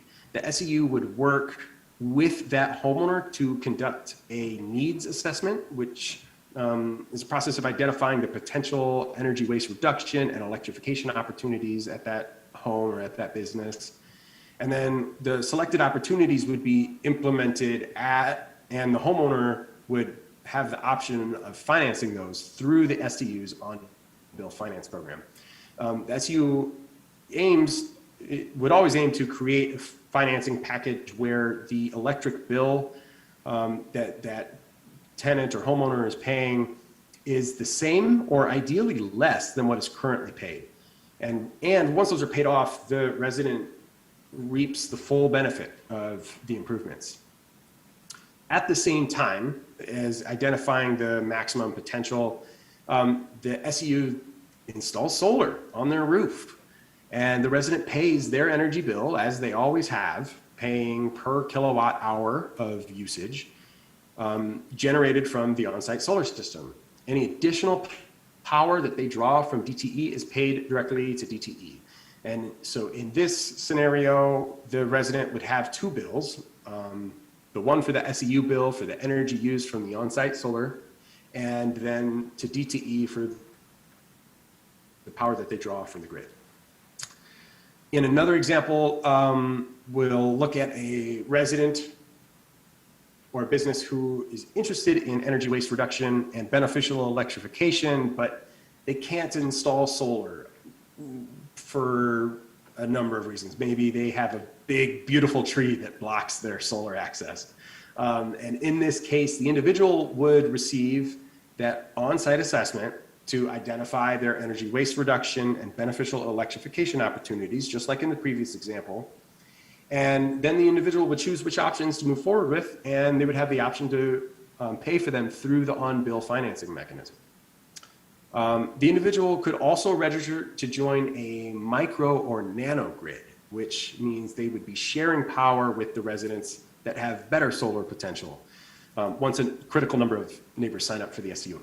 This individual would receive two energy bills, just like the last one for the portion that was financed through the on-bill financing, the portion of the improvements, and then one for the energy that they pull from DTE. A third example is a resident who already has solar on their home or business. We know that with Solarize, it has been very successful, and there are already a lot of residents who have this. And in these cases, those residents could still take advantage of all of the energy waste reduction and beneficial electrification support offered through the SEU, and they can still leverage the on-bill financing to pay for those improvements. But in addition to that, they could also enroll for an SEU battery if they don't already have one. Battery storage is a huge part of the SEU in addition to the solar generation. And so this resident can still enroll in the SEU even though they have their own solar, and then they can sell their excess power to the SEU. That way it can be distributed through the local micro or nano grids, which just means sharing it with their neighbors. And the rates for it being sold to the SEU still need to be determined, but an intent is to get as close to net metering as possible. And so that residents who already have solar would be helping to provide the power to the SEU and their neighbors. Okay, just a couple more examples. The fourth example is for a multifamily rental.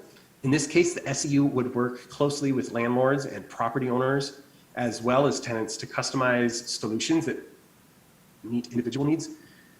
Rental units are eligible for all SEU offerings. So all of the energy waste reduction, the solar and storage installation, the beneficial electrification, and as well as being tied to the local microgrid.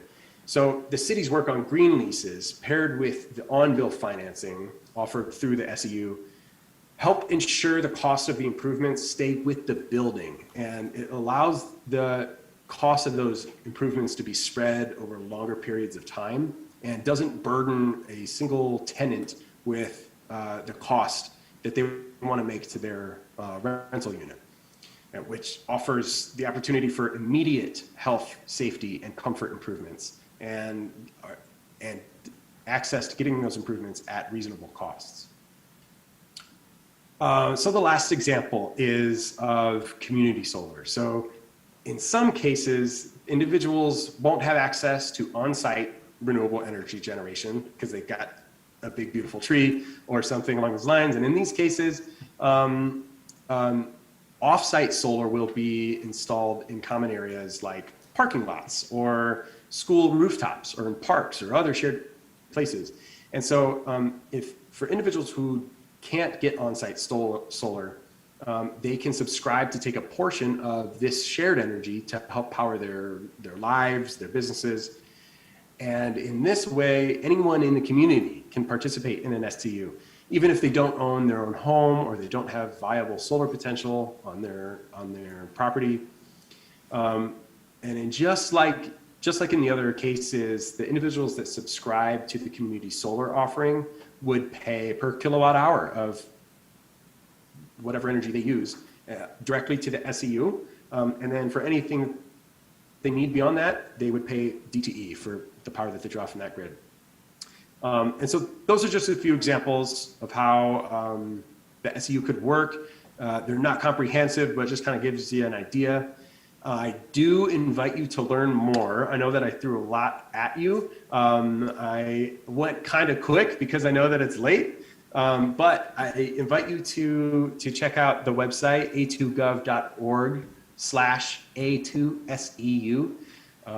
And if you are interested in seeing either any of the planning commissioners or anybody watching right now, if you're interested in seeing the city move forward with an SEU, we ask that you just take a moment to register your interest. There's a short 5-question survey. It's at this second bullet point, but it's at the top of the SEU website. It's easier to find it that way, I think. It takes most people about 60 seconds to take this survey. And so we invite you to check that out. You can send us any questions to sustainability@a2gov.org. And I want to thank you for letting me share a little bit about the SEU. I know that there has been a lot of murmurings about this. We did make it public recently.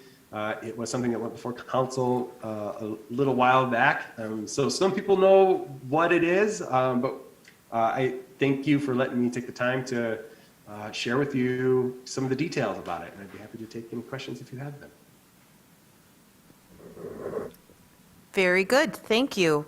Any questions for Mr. Wass-Smith? Commissioner Lee? Thank you. That's awesome. I'm sorry, I'm very excited to see how far this has come. Also, did you get a haircut? No? It looks good. Maybe, since last week? Yeah, maybe I did. I Yeah, don't looks good. remember. Anyway, Wow, sorry. quite Complete observant of aside, you. I think this is awesome. Thank you for the presentation. Few things I want us to kind of like think about, the financing of the upfront cost and advocacy of additional federal and state level funding. Do we have an understanding of how that's exactly going to be financed? So it would be through city funds. Okay. And so that determines on, or depends on how much financing we are able to get our hands on at first. And that is simply up to a council vote. City council can decide how much they want to make available to this. If the climate millage that's going before the public this fall, before the Ann Arbor public is passed, there are certainly funds that could come from that. We are aggressively pursuing other financial options, and it just kind of depends on scale and how much we want to start with. Gotcha, thank you. The other thing that I wanted to kind of think about was maintenance and repair of the panels. Let's say that somebody is licensing this, like on a roof.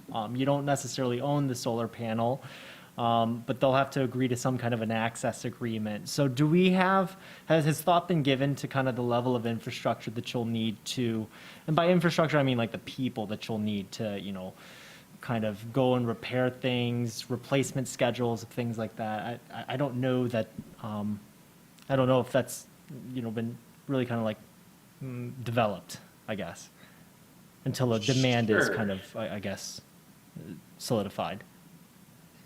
Yeah, that's a good question.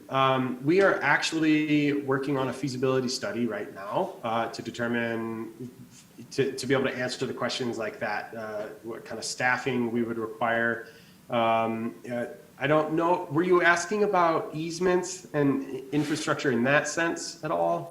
Yeah, I guess both. Prologis does a solar panel license agreement where they effectively rent their roof space for solar panels. So the question would be really like from a lease, possession, and contractual right obligations created between a landlord, and so that somebody that's looking to install this, relative to like how long does the program need to be if you were to go into this. And I think Prologis is actually would be a good person to look at as far as renting roof rights, essentially. So I would just like my question, my head just went immediately to what kind of contractual rights between the parties and how much, who's the maintenance on? Like if you do end up going this direction. Great question. So with the, in terms of like infrastructure easements, if the SEU is passed by council by a simple vote, then it becomes an official utility, and therefore we would have access to all the same utility easements that are already in place. When it comes to maintenance of the systems that are there, the city would be responsible for those. I'd like to add that because the SEU is not proposing any large-scale distribution, so there aren't any poles and wires, it means that maintenance is actually pretty minimal. Solar panels are generally fairly low maintenance and battery storage, but the city would, yes, be responsible staff on hand to support any maintenance needs of those. Gotcha. Overall, thank you. Overall, I'm super excited to see how far this has come. Let me know how I can help. I have a laundry list of questions that I won't bore everyone else with right now. The thing that I ask some of the architects and design-minded folks to think about is how can you integrate solar panels to make them look beautiful on buildings? And so that's something I'd love to grapple with. You know, how do you make it desirable, right? And really kind of integrate it into the overall design. So just awesome progress. Would love to see how we can help you, you know, develop it further. I'll send you a list of questions. So thank you. Yes, please do. Yeah, thank you. Other planning commissioners have questions or comments? Go ahead, Commissioner Gabrandel. Can you explain more specifically what on-bill financing really means? Yes, absolutely. On-bill financing is a mechanism by which you can get funding to pay for energy efficiency improvements. So let's say my house is really drafty and I know that I need some air sealing and I need some attic insulation as well. I can contact the SEU. The SEU would visit my house and they would do an assessment and verify what it is that I need. And they would front me the money to be able to pay for these upgrades. And so I can get to air seal and insulate my house. And because these are energy efficiency improvements, the SEU will pay for that. Then what happens is that I pay that back by adding a little bit of money to my monthly energy bill. So in addition to what I'm paying for my energy, I'm adding a little bit extra. But because it's done through my energy bill and as a utility, the SCU would work with me to figure out what that best, what would make the most sense in terms of how much cost I should expect for doing those upgrades, and then how much that would affect my bill. And so we'll find that sweet spot for what I can afford, and it allows it to go out long. So it's like a no interest loan. Got it. Okay, thank you. Super exciting. It's great to hear about this. Other questions? We spent a lot of time with you last week, and this only came up in passing. So is there anything, the next item on our agenda here this evening yet is to talk about our work plan for the next couple of years. Is there anything that is directly related to this that we should be considering? Great question. I think as we, let's see, directly related to the SU, I think that the Planning Commission is already doing a really great job of asking the questions that help petitioners think about the way that they are incorporating sustainability into their projects. Continuing to do that is going to be really beneficial for the SEU. The more that we can build our new construction and retrofit projects correctly and really incorporate as much energy efficiency in the process at the get-go, reduces the cost burden on both the SEU and residents in the long run.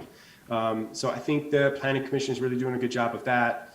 I don't believe, I would say my instinct went to encouraging more solar, but this is something that even whether or not the Planning Commission does that, if the SEU passes, that's something that the SEU can pursue on its own, through its own means. So I would just say keep up the good work and just keep encouraging as much sustainable development as possible. Great. And the comment that I would give along with that is that I was going through my mind about how I would translate this, and the only thing that I could think of is additional opportunities for solar, and so front yard solar might come up in the work plan discussion. Anything else? Go ahead, Commissioner Sauvé. The front yard solar was going to be one of my comments. To look at, I mean, this really does raise kind of a lot of land use questions about, I think we've addressed it a bit in building height, front yard solar, but I think there are a lot of conditions where we can probably improve our land use strategies to layer this in. But what we don't want to do is incentivize losing trees to reducing shade to gain solar as well. So I'm not really sure all the cursory review through our UDC to make sure we're balancing that. But there is kind of where we might be able to give variances. One of my this balancing act of over-improving building stock that might have opportunity for higher density and exactly what that sweet spot might be. We understand the embodied energy and value of existing buildings being renovated, but some of them are kind of beyond their years and very leaky and all of those things. And so even a study of, when we should be improving and adding to that sort of infrastructure versus when we should cite opportunities of 8-story units downtown as adding density with solar on top. So I think for us, if there's any additional insights into that sort of land use strategy planning we can do, it would be really, really helpful. The only other comment I also have is my understanding, especially in kind of the single-family financing, is if there is private solar and it's financed separately, people have been having issues refinancing. So any conversations with banking around mortgage and refinance and the liabilities of being able to refinance or sell your house when something's on there, I've seen those conditions before. So that sort of banking issue might come up, and figuring out what local banks might be more in tune to how this structure might work, and be willing to work with homeowners to make sure that they don't kind of get stuck in a certain financing structure. So I've understood that to happen. So if that's not on your radar yet, I'd recommend that to be something to look at too. Other questions or comments? Whoop, sorry, my duck bill hit the microphone. All right, well, thank you again for sticking around with us and joining us 2 weeks in a row. And while we don't expect you to come back next week, or the week after, please, like, I think regular communication between your office and what we're up to is really useful for us. So thank you. I agree. Thank you so much for having me. All right. Next is discussion of our work plan, but before we do that, I need to stretch my legs or get a quick drink. So like a 5-minute recess, is that okay? We'll come back at 9:45.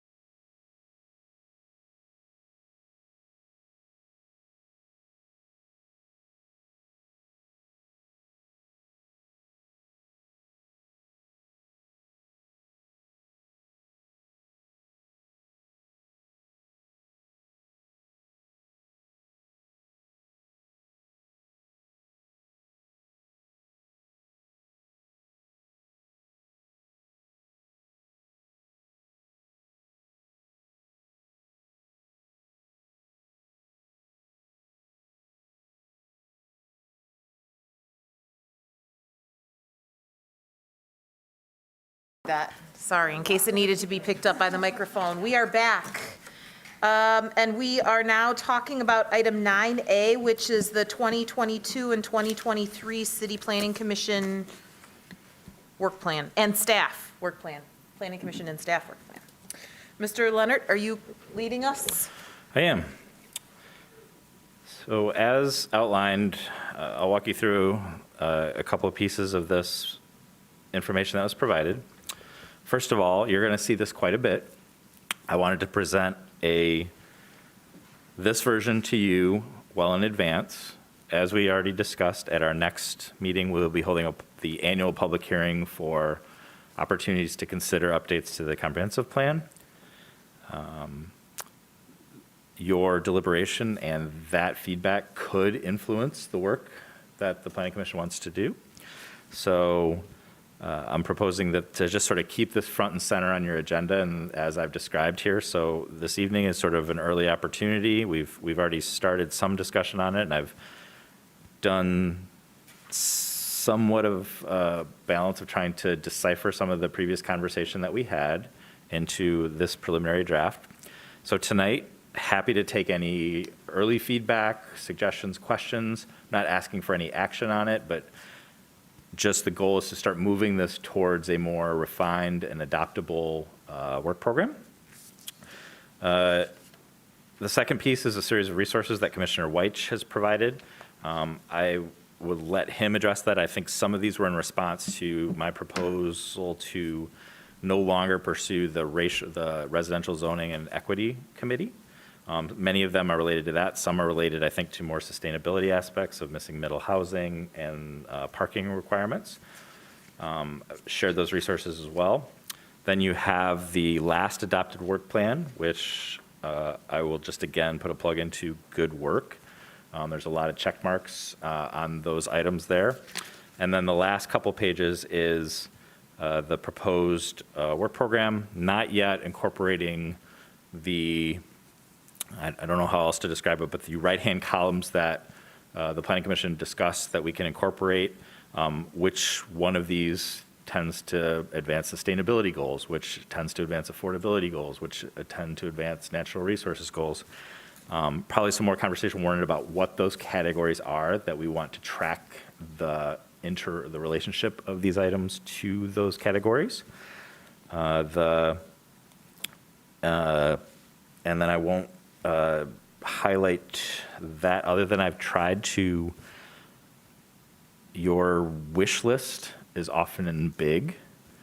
And so I've attempted to try and start breaking it into a annual work plan kind of approach to start thinking about how, what sort of time horizon we program different items. And I will point out that OSI, as we referenced, Zach and I have some more work to do out of our conversation at the working session regarding sustainability. I've put that in here as half of a place mark, calling it electrification net zero buildings, and half of a shot across the bow that I might start our framework around incorporating the sustainability provisions in that specific requirements. So with that, I'll stop. Again, not asking for approval, asking for any feedback, suggestions, or additional information that I can start providing so that as we near the end of next month, you will feel in a position to adopt the work program. Thank you very much. Does anyone want to there's not a public hearing for this, so we do go directly to this. Anybody want to kick off reactions, questions, suggestions? Go ahead, Commissioner Hammerschmidt. If we do things faster, do they get bumped up? Like, you know, when TC1 rezoning is done, can we start, or for stadium, can we start for Washtenaw, or do we have to wait until 2023? Or does that depend on what other things staff is working on? Yes. Got it. So all possible, but I guess I want This to is a start with realistic, part of- you're trying to be part of this- realistic and timing. Part of this is me trying to set some expectations of what we will be able to accomplish and what we will have to kick off. Like, the one thing I can tell you is we won't be able to do all this in a year. And I think I think I have at times struggled with this group in trying to find that balance of, we can do 5 ordinances a year, or we can do 10 ordinances a year. I've been reluctant to set that goal because the ones sometimes I think that are going to be easy aren't, and the ones that I sometimes think that are going to be difficult aren't. But this is my starting point, that my initial reaction to that would be, no, Commissioner Hammerschmidt, if we get that done, then that puts us in a good position to stay on track and then to kick off the following year. So. I just know there's a lot of excitement and energy around TC1 in particular in the community, so that's why I like to, extending this all the way to 2024 might give people a little bit of heartburn, but I get it. I think this looks good. So thank you. Go ahead, Commissioner Sauvé. Sorry, I'm chatty tonight. You talked about the extra columns for like sustainability. Are those going to highlight the comprehensive planning document elements? That'd be great. Sustainability, for example, as we've talked about, our plans are pretty high level in that regard. But yes, I think that's possible. So I think the question is, and we discussed before, rather than it being a sustainability column with a check mark, it's a sustainability column that says the 2013 sustainability framework encourages the advancement of more renewable energy. Yeah. Yeah. That's probably a very deep dive and part of the comprehensive plan, like to do all of that work. But as much as we could even call out what elements we can find some of that resourcing in, I think that could do a lot to overlap those two discussions that are coming to the table in May. Great. Cool. Commissioner Abrams, go ahead. I'm wondering if there's any way to get parking maximums on the 2022 agenda or even the beginning of that. And maybe what would help me understand that is just to review the things that are already on the 2022. So, for instance, the first line parking regulations, we have completed that one, right? As commission? Except for, I'm bringing that back. I noticed during my report that that's coming back on the 17th. Got You it. did pass the recommendations, but the full set of references are a little bit more expansive, and I think it warrants full commission review. There were, for example, some of our specific use regulations still had minimum parking requirements. We need to reconcile where we're saying there's no minimums anywhere, but if you do a daycare center, there are minimums. So I apologize that I didn't bring those initially. I think it warrants planning commission review of those before it advances. So maybe optimistically, we're almost done there, hopefully, no? Well, and then, or maybe it just helped me to maybe hear from you a little bit about what kind of effort you think these items will require on our part. Like the rezoning, the TC1 rezoning of Stadium, given that we've gone through that process once, how much time do you think that would take? I think it was about a 9-month process, I think, for the state Eisenhower area. So I'm using that as sort of our benchmark. We're working on Stadium now. Stadium has had one discussion at the Ordinance Revisions Committee. It will be that will be repeated this month. That's in the stage, I would say, of refining the map. We're starting with a pretty wide cast, and the next step will be working with the Ordinance Revisions Committee to help us refine the area or not. We're also doing the research of existing site plans, PUD districts like we did similarly. So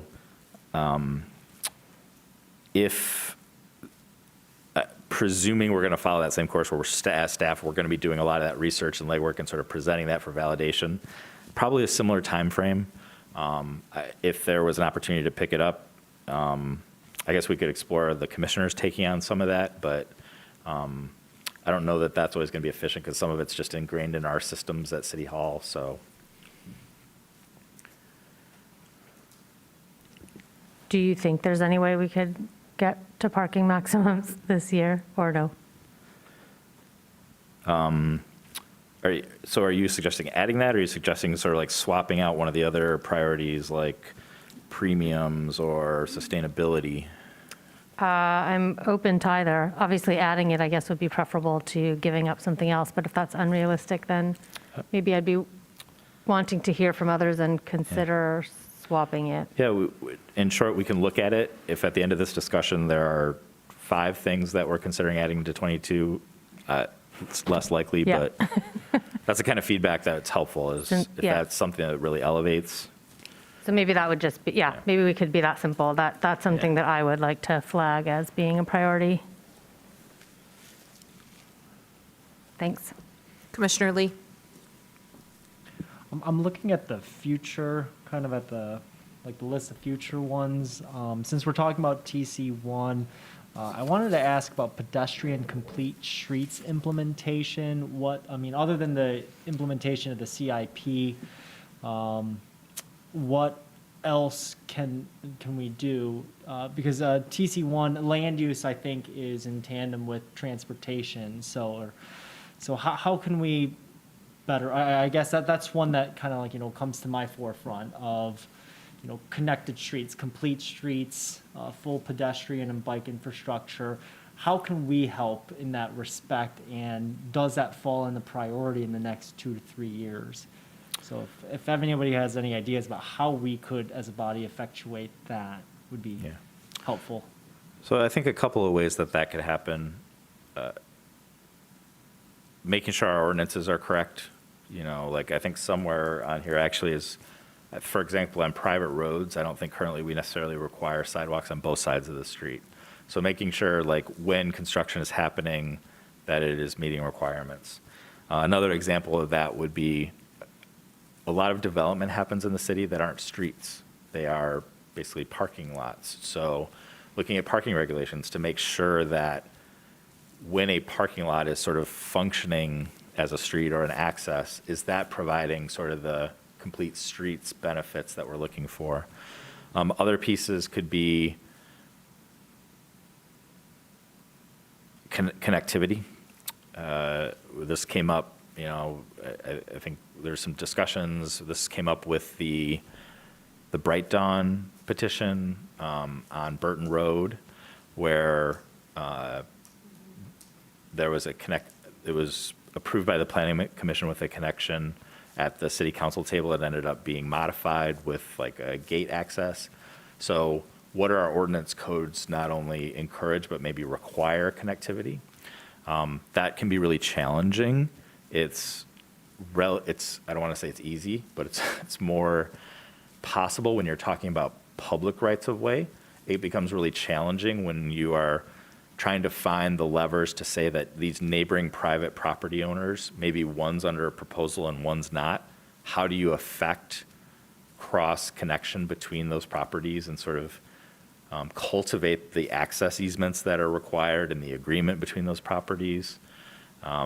So that would be another way. And then I think probably a more ambitious way would require some sort of higher level city capital and planning, where we do some sort of right-of-way planning, saying that this is our long-term aspiration for a particular right-of-way. If that includes additional right-of-way that's necessary, that we are making sure that as part of our development review, we're incorporating that over time into sort of incrementally providing that right-of-way so that we can do that. That is, I would say generally, that's probably more pie in the sky. To build right-of-way widths incrementally in that way, unless the city was going to come in and with purchase, which is going to be much more costly. Such a long road to get some of those benefits. I don't know as a community that we want to wait for that being the solution to those connectivities. So it could be, those are some ways off the cuff, but that would be part of the exploration. Gotcha, thank you. Yeah, I think it's just pertinent, given that we're implementing TC1, so to talk about transportation and connectivity. So, thank you. Other questions, comments, observations?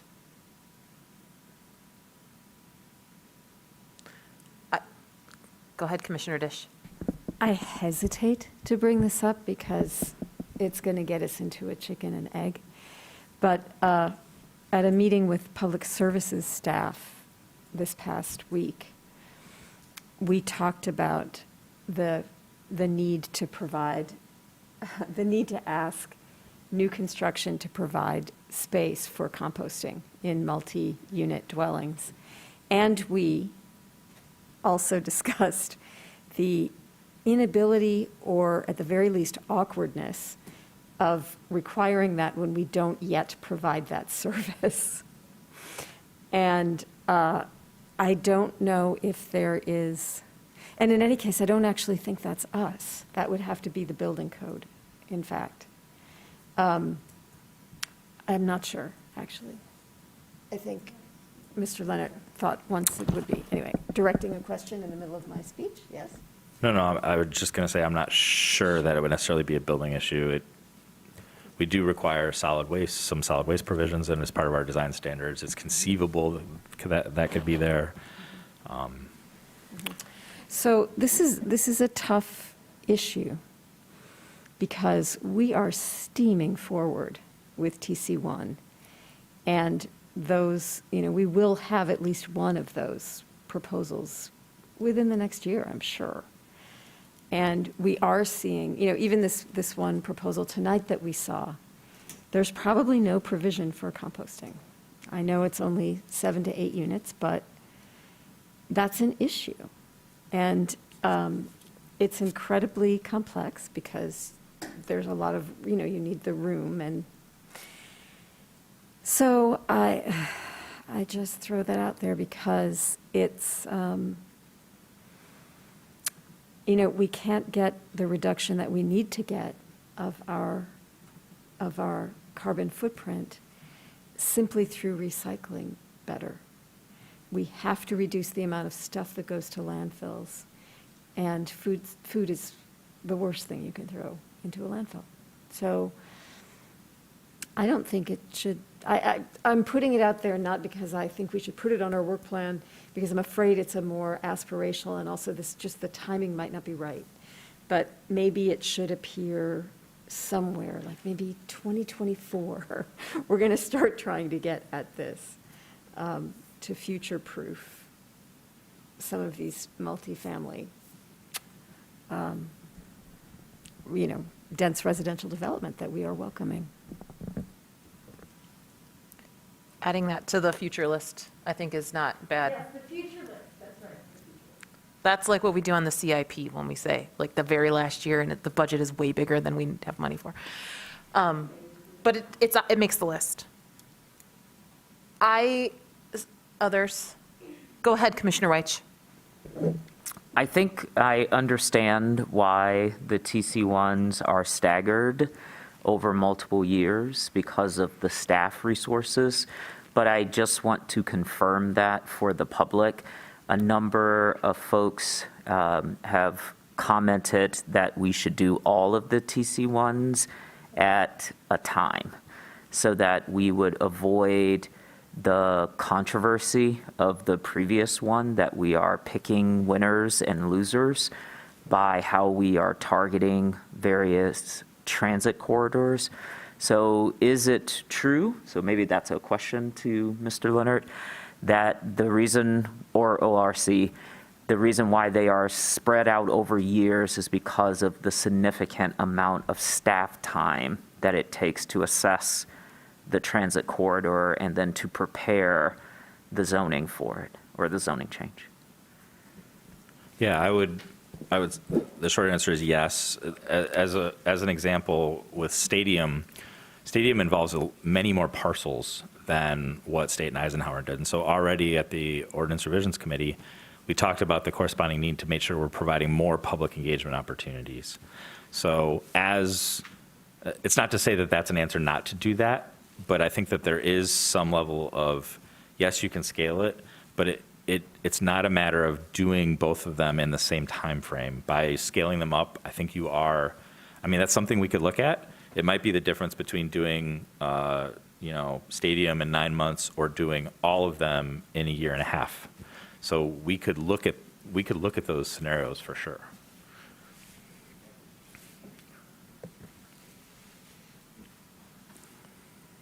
I have some specific things in terms of either missing or more detailed based on our conversation last week and just more reflection on this. So under the OSI, like the electrification and net zero buildings, I took away from our conversation last week that there's a lot of educational things that we're hoping happen, and we gave some tangible ideas, but that are really out of our purview.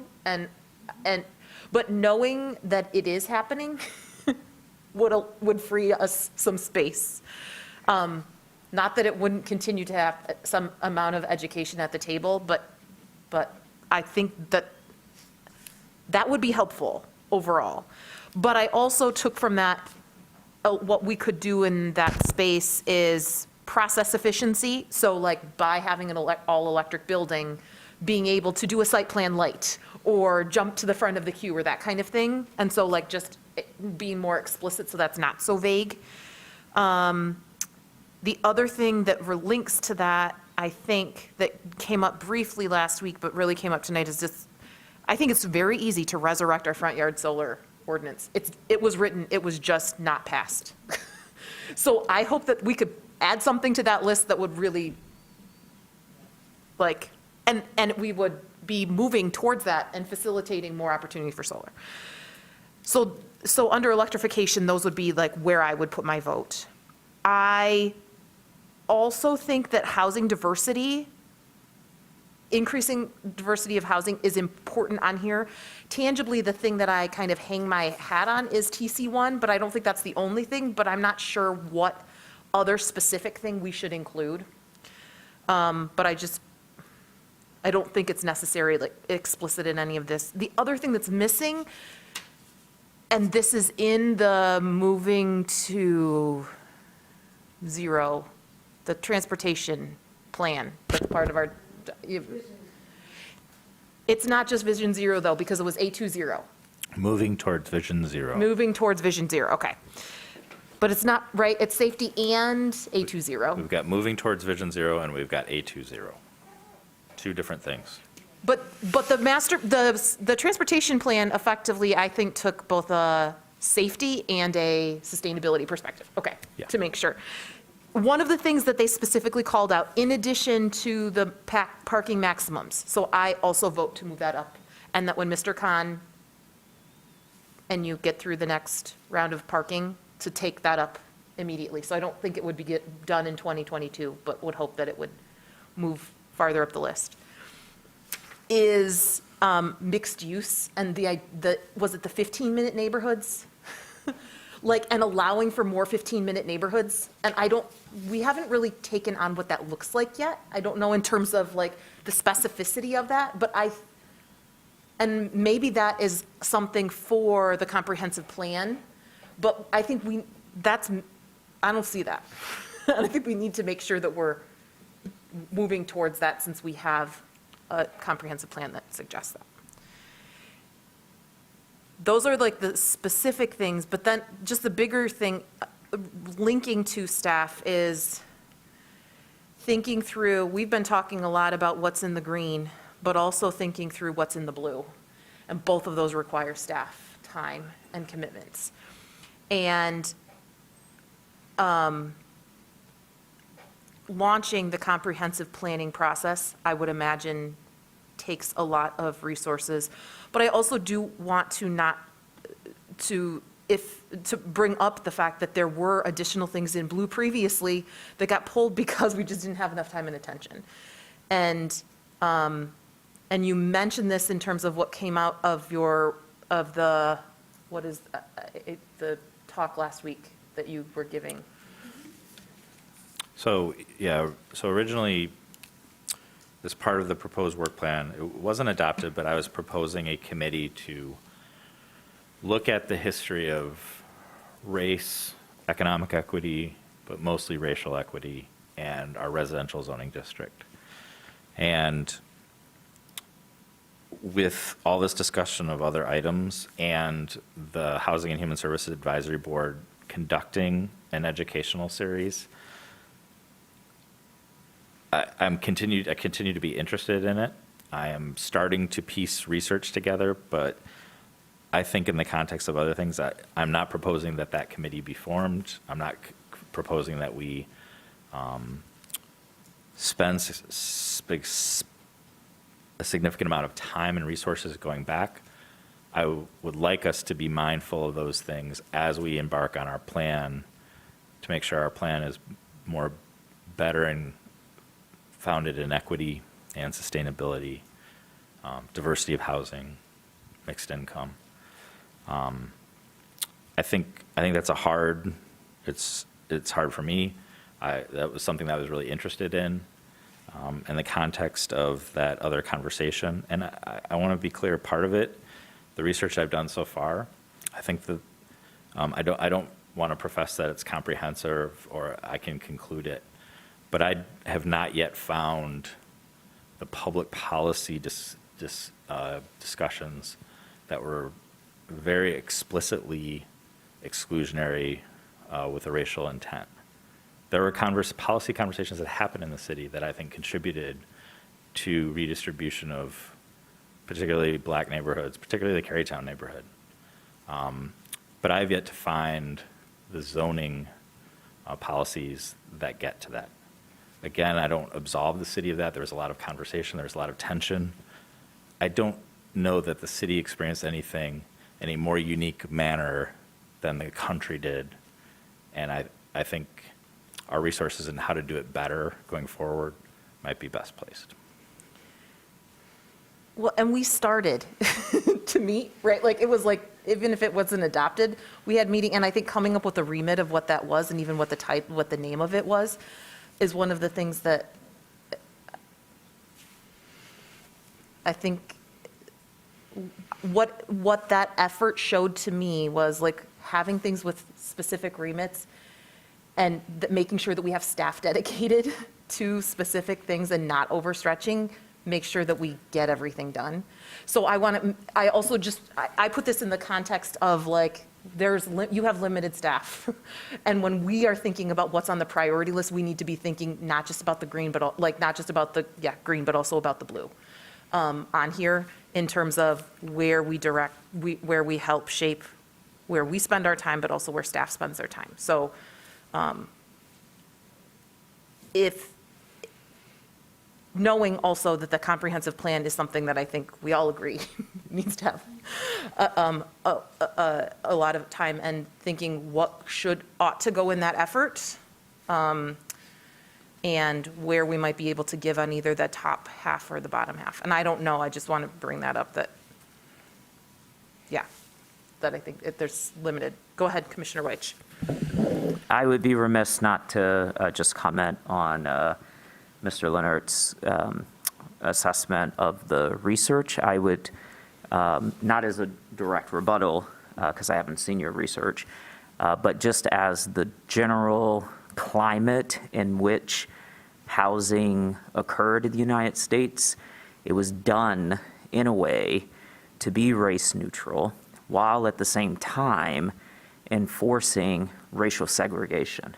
So I think it's important for us to step back. Like, planning commissions were created to keep people of color from being in communities. I mean, it's just at the origins. When you read the origin documents, they say the quiet part out loud so that it becomes a race-neutral way of being able to inform a race caste system, so that 20, 50, 70 years later, we can actually sit at a table and say, well, we didn't do anything explicitly racist. Well, we didn't do anything explicitly racist because the whole thing was racist from its origin. So it is quite overwhelming both as a resident and as a planning commissioner, to have to just have to say this, you know? It's just taxing. And we can look at the outcomes to see that the design did what it was intended to do.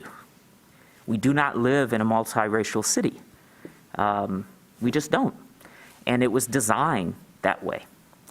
And so it's overwhelming to have to continually remind us, and I don't mean this in a condescending way, because, you know, I'm still getting to know all of you all. It's just, I'm exhausted. You know, I have to fight for my human dignity at every stage of my life. And it's just exhausting. And I want us to design a city that welcomes everybody who wants to live here, that removes the barriers. And now we're not talking about race, we're talking about economics, but that is just another proxy for race because of the systemic ways that people are excluded. Like in my neighborhood, I can count on one hand the black people who live in our neighborhood, and on the other hand, the other people of color who live in our neighborhood, and our housing prices are going up. I am the beneficiary of it. My house has doubled in 10 years, and it's going to continue to grow, which means I couldn't buy my house today with my job. It's not possible. And so we can say, hey, there's nothing that says this was explicit, but we can see that it's not possible, which is why I've been advocating, as I've said at the table, for the missing middle, because it's a way for us to preserve the neighborhood character while bringing more density into our neighborhood so that we can welcome more neighbors. I have supported every housing development that we have initiated that's come before this table because I want more neighbors. It's a better community for me and for my family for us to have more neighbors. So I would just be remiss not to say that again at the table. So thanks for the time.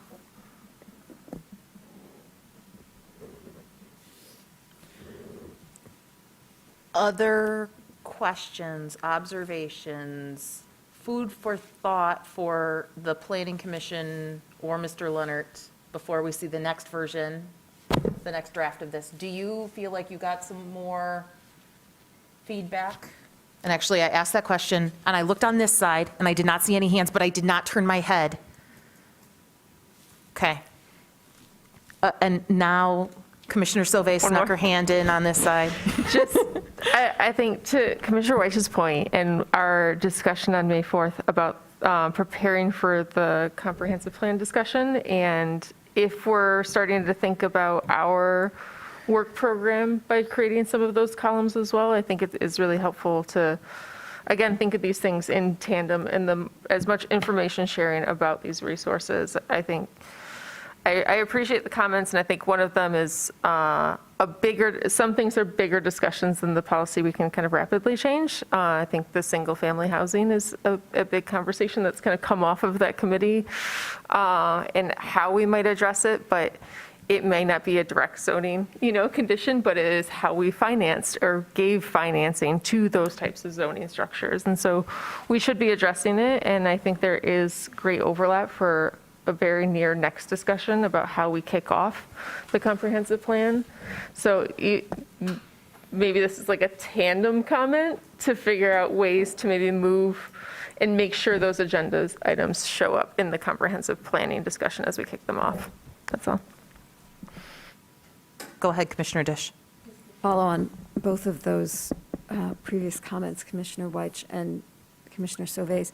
I think we want to really also keep our eyes on lot sizes, because that's been a huge way that we've gotten the kind of growth that we've gotten.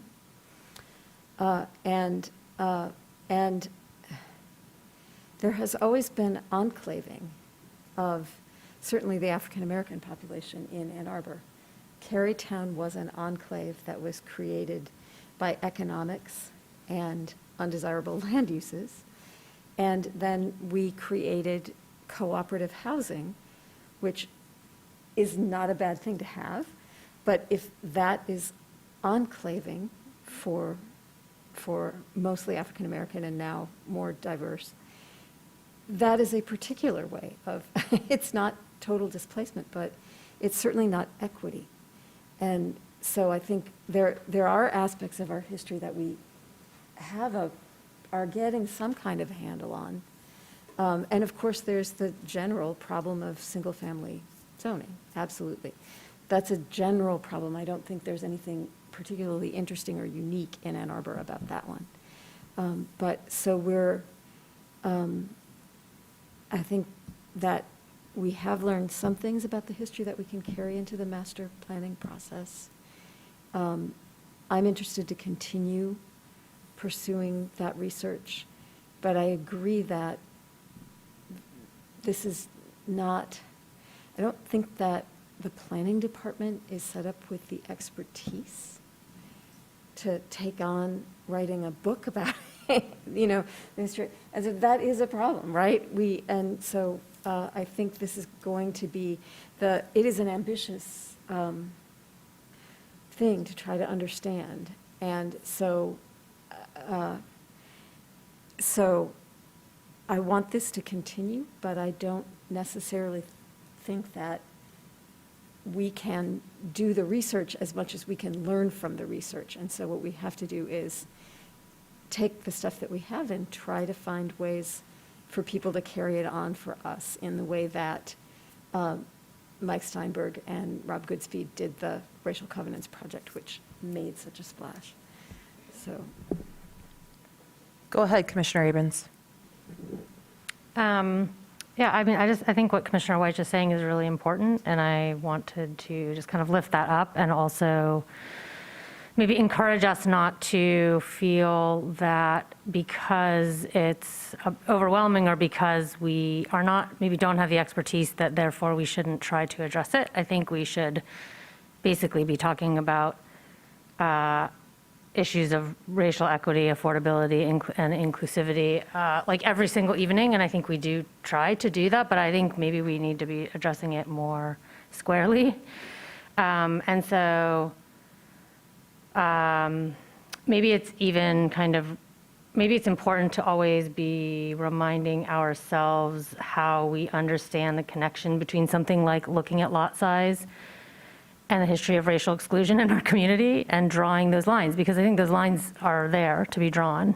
They're not that abstract, actually. I mean, we can just think about the way in which people have been excluded from something like home ownership and therefore generational wealth and therefore. So I think, yeah, I guess I just wanted to, I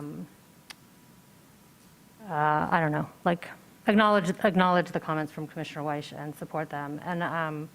And then I want to pivot to a much more mundane thing, which is, can you please remind me what about R4C zoning was on the table for consideration?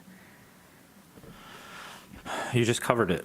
Is it lot sizes? Okay. That's what I thought. I think one of the ways that the city has excluded the development of housing, and particularly lower cost price point housing, is that from 1963 to today, we have increased the minimum sizes for R4C. We've increased the minimum square footage per dwelling unit, and that has resulted in less dense development on lots, and it has also resulted in probably larger units per lot. And so the discourse of that at the time was focused on student encroachment into residential neighborhoods, but it has had an impact on equity by severe impact of the housing supply generally across the city.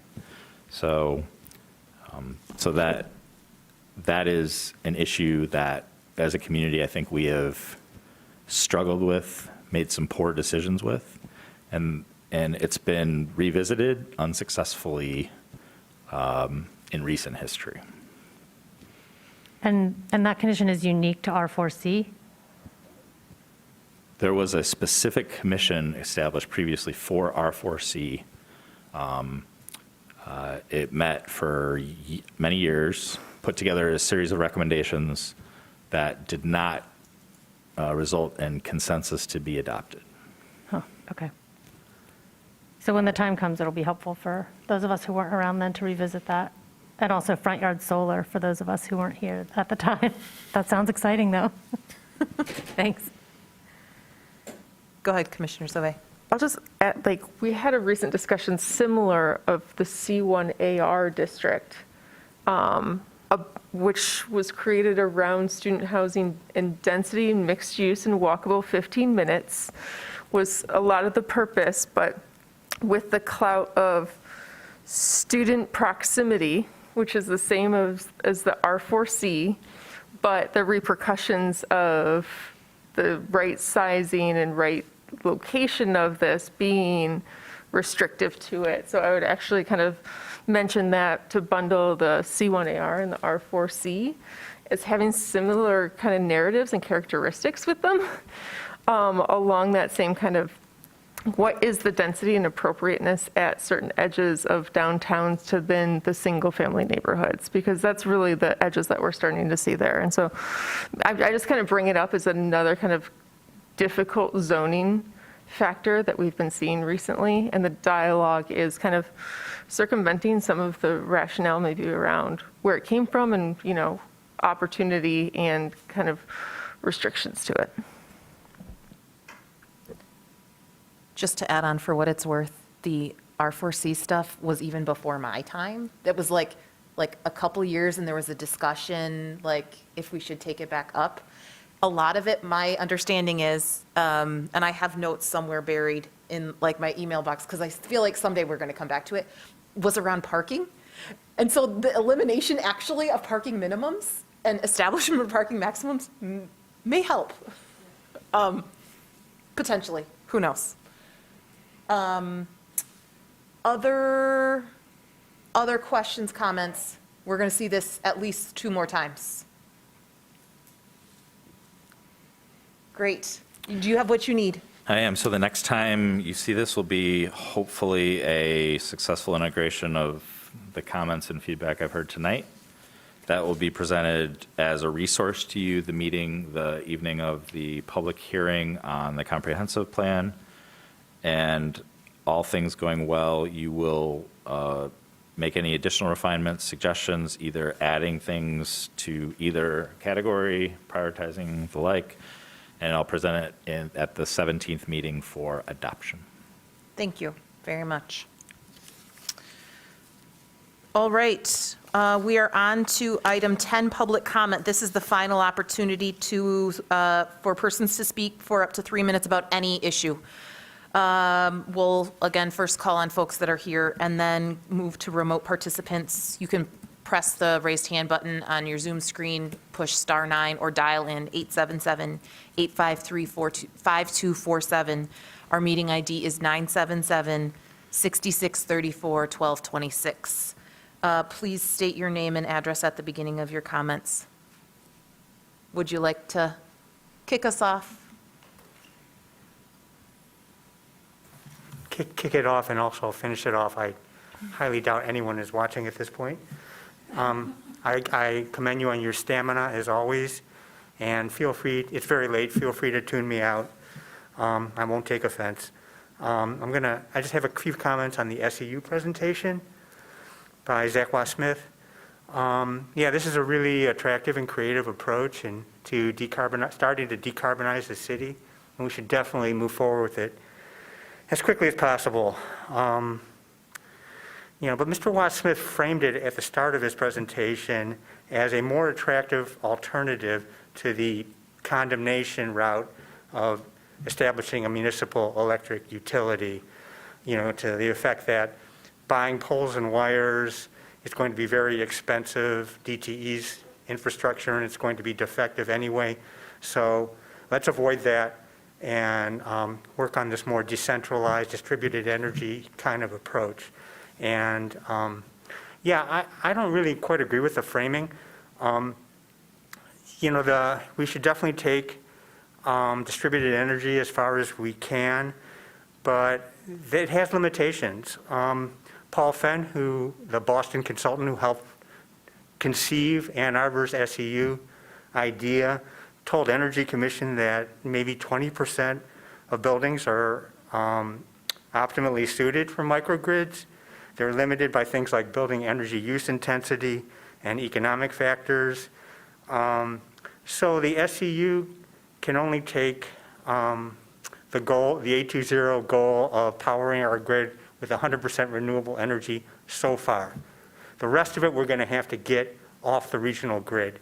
And the 820 plan envisions doing that through community choice aggregation, which is collective bargaining on behalf of city residents by the city with outside providers of clean power. That would be great if we can make it happen. It's currently not legal, and it may not be legal for a long time, in part because DTE and consumers are lobbying so heavily against it. But there is, may not know, but there is a very, very strong grassroots movement towards establishing a municipal electric utility that would take over the infrastructure from DTE here in Ann Arbor. The organization is called Ann Arbor for Public Power. Mostly it's a bunch of idealistic kids with a few older people. I'm involved. It's not a fool's errand necessarily. There have been some recent examples where this has worked. Winter Park, Florida, Jefferson County, Washington. Boulder was a failure in their effort to municipalize, but even they got their utility to agree to go to 80% renewables by 2030 if they drop their muni plan. And if the utility doesn't, they can resume municipalization.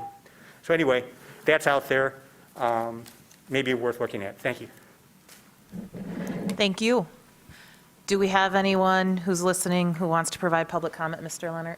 We do. Adam Jaskevich, you have 3 minutes to address the Planning Commission. Hi, I'll be brief. I just wanted to poke a little fun at the previous speaker, and not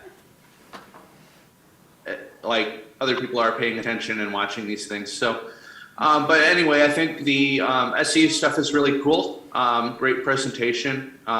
I think municipalization is something that's worth pursuing as well alongside that in parallel. And I think that's something we should be looking at, but I don't think it should slow down anything with the SCU. And I am excited to jump into SCU stuff once there's something available to sign up for. So I think it's pretty cool. As far as the work plan and zoning, I do think we really need to be cognizant of the fact that any discussion of zoning in Ann Arbor, really in America as a whole, has to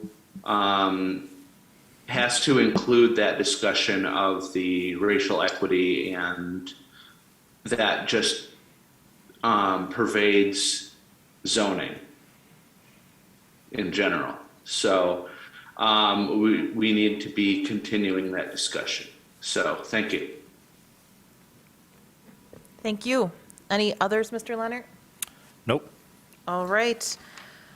Then we're on to item 11, Commission Proposed Business. Any? All right.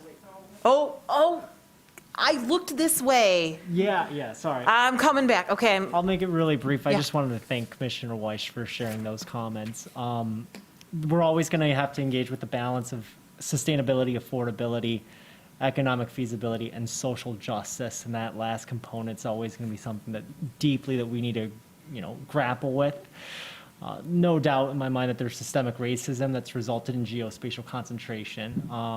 And we have to do everything we can to be actively anti-racist. So thank you for sharing that. It's very brave of you to share those comments with us. So that's all. Thank you. Thanks. Anyone else?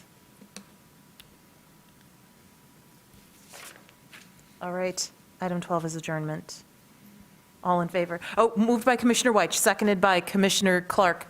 Now everybody can raise your hand if you want to go, and that is all of the hands.